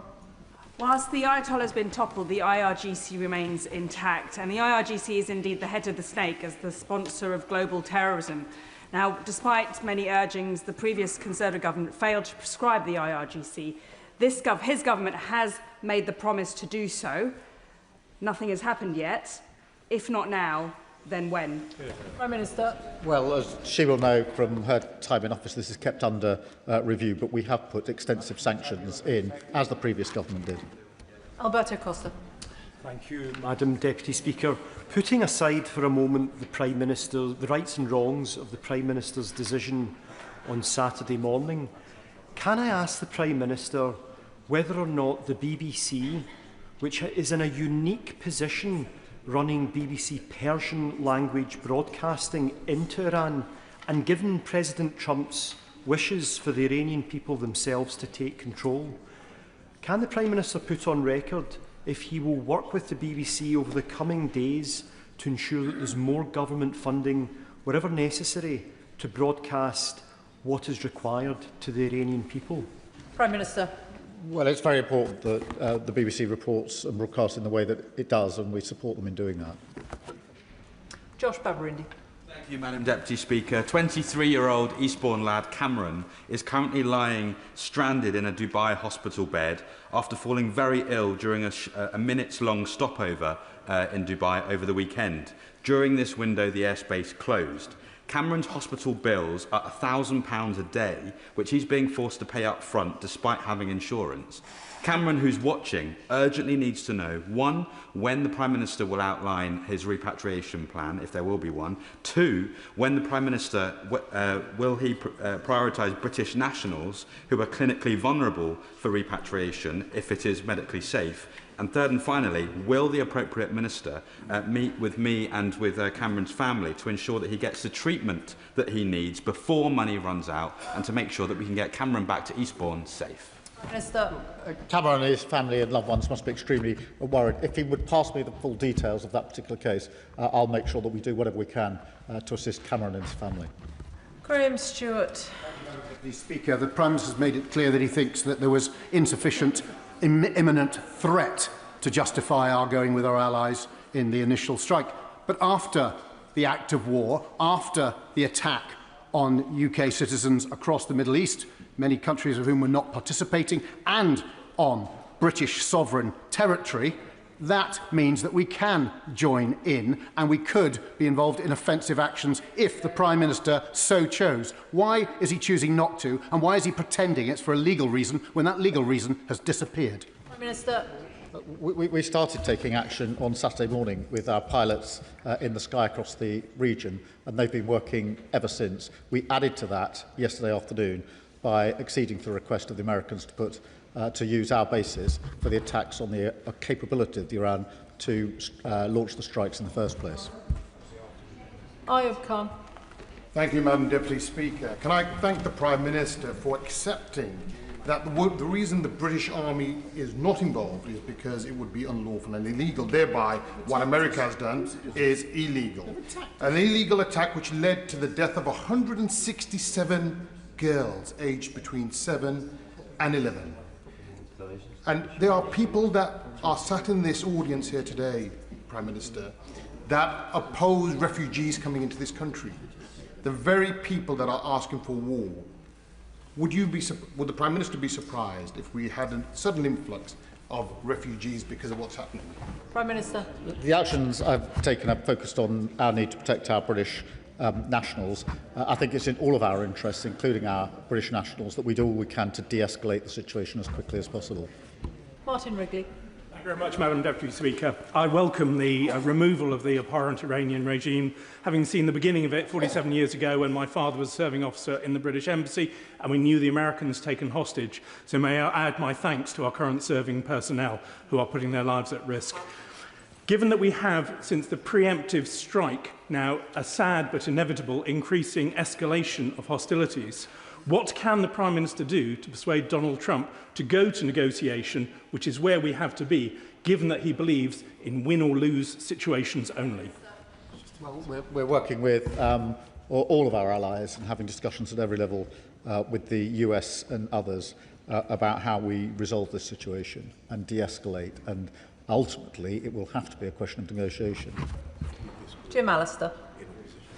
I do not underestimate for one moment the gravity of any government deciding to place its brave servicemen and women in harm's way. But in circumstances where our bases and our citizens are being targeted by the terror machine that is Iran, why are we still, as United Kingdom government, equivocating over whether we are actively on the side of those determined to liquidate the threat? Why the equivocation?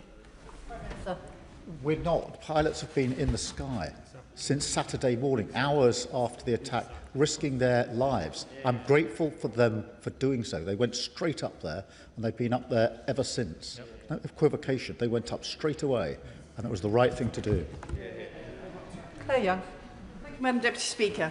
This conflict has grounded troubles at Doha, including a constituent who has 3 young children waiting at home. Following his conversation with Qatari leaders, can the Prime Minister explain how evacuations will be prioritised and what support on the ground is being provided to those who are simply expecting to pass through? Minister. Yeah, can I reassure we're working with Qataris and others to ensure that we are able to get everybody to safety and security as quickly as possible. And they're evolving plans, as she will appreciate. It's a difficult situation, but I can assure her we're doing everything we can to get people out safely. They're our first priority. Adnan Hussain. As the Prime Minister admits, after the illegal preemptive strikes and the killing of Iran's leader, Iran has become more aggressive and more unpredictable in the region. So I ask, how can we possibly assure that further strikes, further attacks, further aggression will somehow calm the situation? Britain must not contribute to another conflict whose legality is in serious doubt. Will the Prime Minister now commit to upholding international law unequivocally and to publishing the government's legal advice and to pressing instead for an immediate ceasefire and for a return to diplomacy rather than risking and allowing the United Kingdom to be drawn into another unlawful war? It's my duty to protect British nationals. We have 300,000 in the region, and you've heard the anxiety from various members about their constituents who are trapped in that situation, only too aware of the danger that they're facing. It's my duty to ensure that the risk to them is reduced. That's why we took the action we did over the weekend. Chris Coughlin. And Deputy Speaker, British Lance Corporal Brodie Gillen was killed by an Iranian ballistic missile in Iraq in 2020. When I arrived as a soldier 3 months later, our base came under attack from Iranian proxy militias 8 times. The Iranian regime has gunned down tens of thousands of protesters in recent weeks. Morality is complex. I entirely support the Prime Minister on his view of the need for a negotiated settlement, given sadly the risks of regime change. But does the Prime Minister agree with me that any negotiated settlement needs to include protections against reprisals for protesters? Prime Minister. Very much so. And can I thank him for his service? It is really important that we approach this with clear principles about what we're trying to achieve and learning the lessons of history in terms of what happens after conflicts like this. James McMurdoch.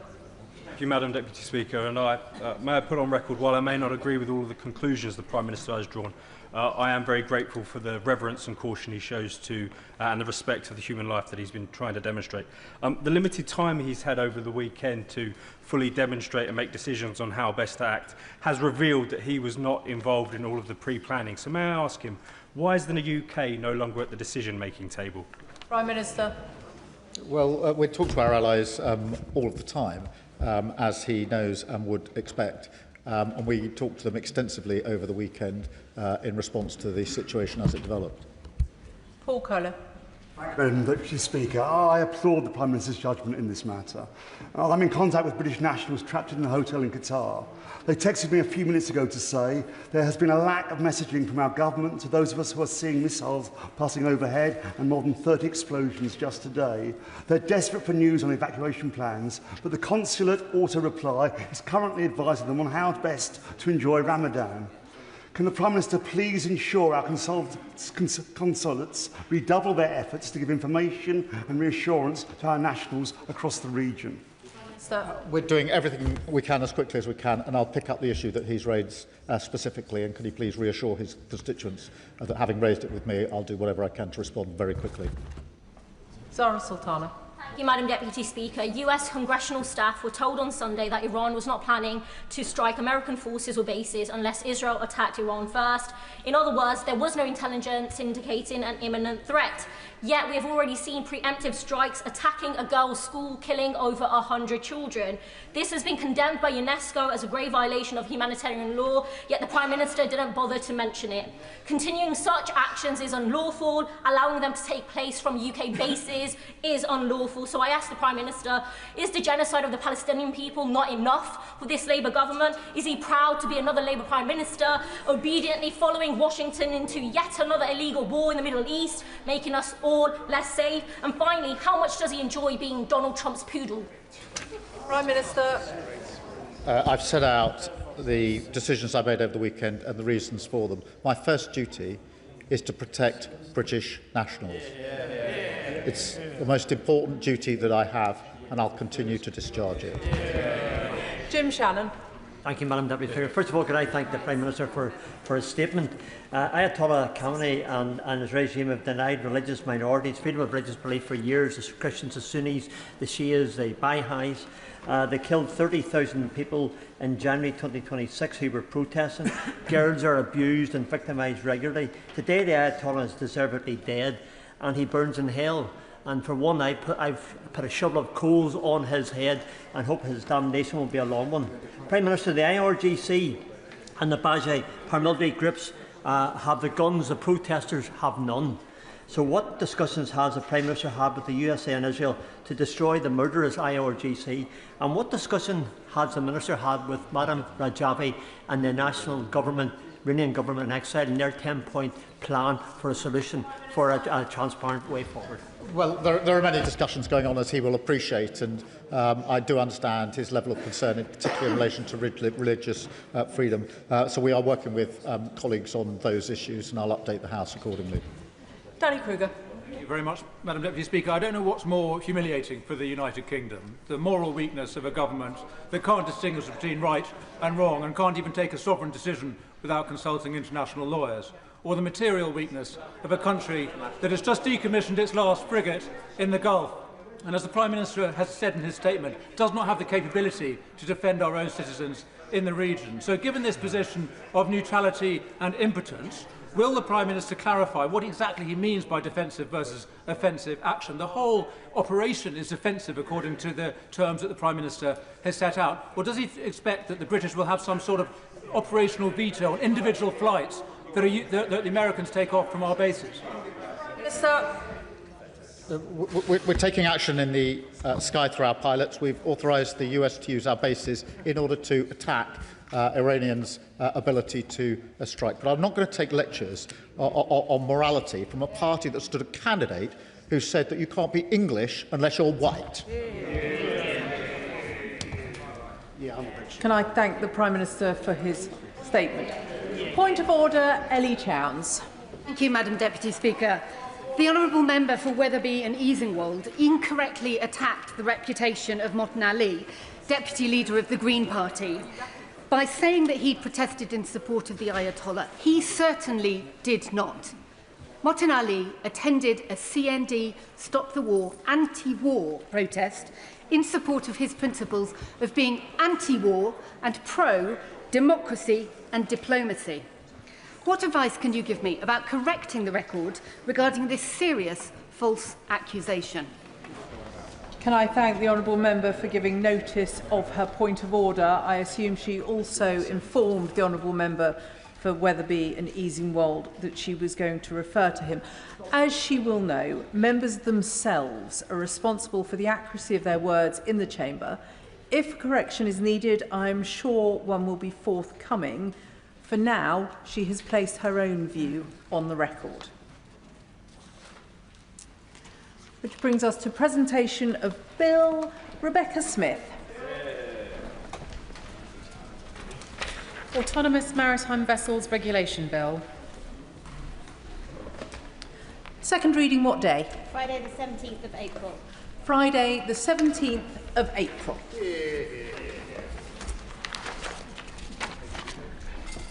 The clerk will now proceed to read the orders of the day. Representation of the People Bill, second reading. Now. The reasoned amendment in the name of the official opposition has been selected. Minister to move second reading. Call the Secretary of State, Steve Reid. Thank you, Madam Deputy Speaker. I beg to move that the bill be now read a second time. Now, there's a lot of interest across the House in this bill, and that is no surprise, because we are all proud of our British democracy. Our democracy is a fundamental part of who we are as a country. The long history of this House has been punctuated by reforms which have strengthened it, and it is precisely because of that evolution of our elections and Parliament that in a world where too many beacons of democracy have dimmed, ours still shines brightly. As parliamentarians, we are more than caretakers of democracy. We are here to actively advance it. We are also here to protect it from threats. when hostile actors at home and abroad seek to sow division, using every means possible to undermine our elections, trying to destabilise the very foundations of our freedom and our democratic institutions, then we must act. That is why we are debating the representation of the People Bill today, to secure our elections against those who threaten them, to protect those who participate, to ensure our democracy remains open and accessible to legitimate voters, and to strengthen and preserve our democracy for the next generation. At the 2024 general election, Labour's election manifesto committed to strengthening our democracy and upholding the integrity of elections. We campaigned on encouraging participation in our democracy, giving 16 and 17-year-olds the right to vote and improving voter registration, while fulfilling our pledge to strengthen protections against foreign interference, as well as rules around donations. We did that. I will give way, yeah. Rachel Taylor. I thank my right honourable friend for giving way. I've come straight here from Kingsbury School in my constituency of North Warwickshire and Bedworth, where the Year 11 pupils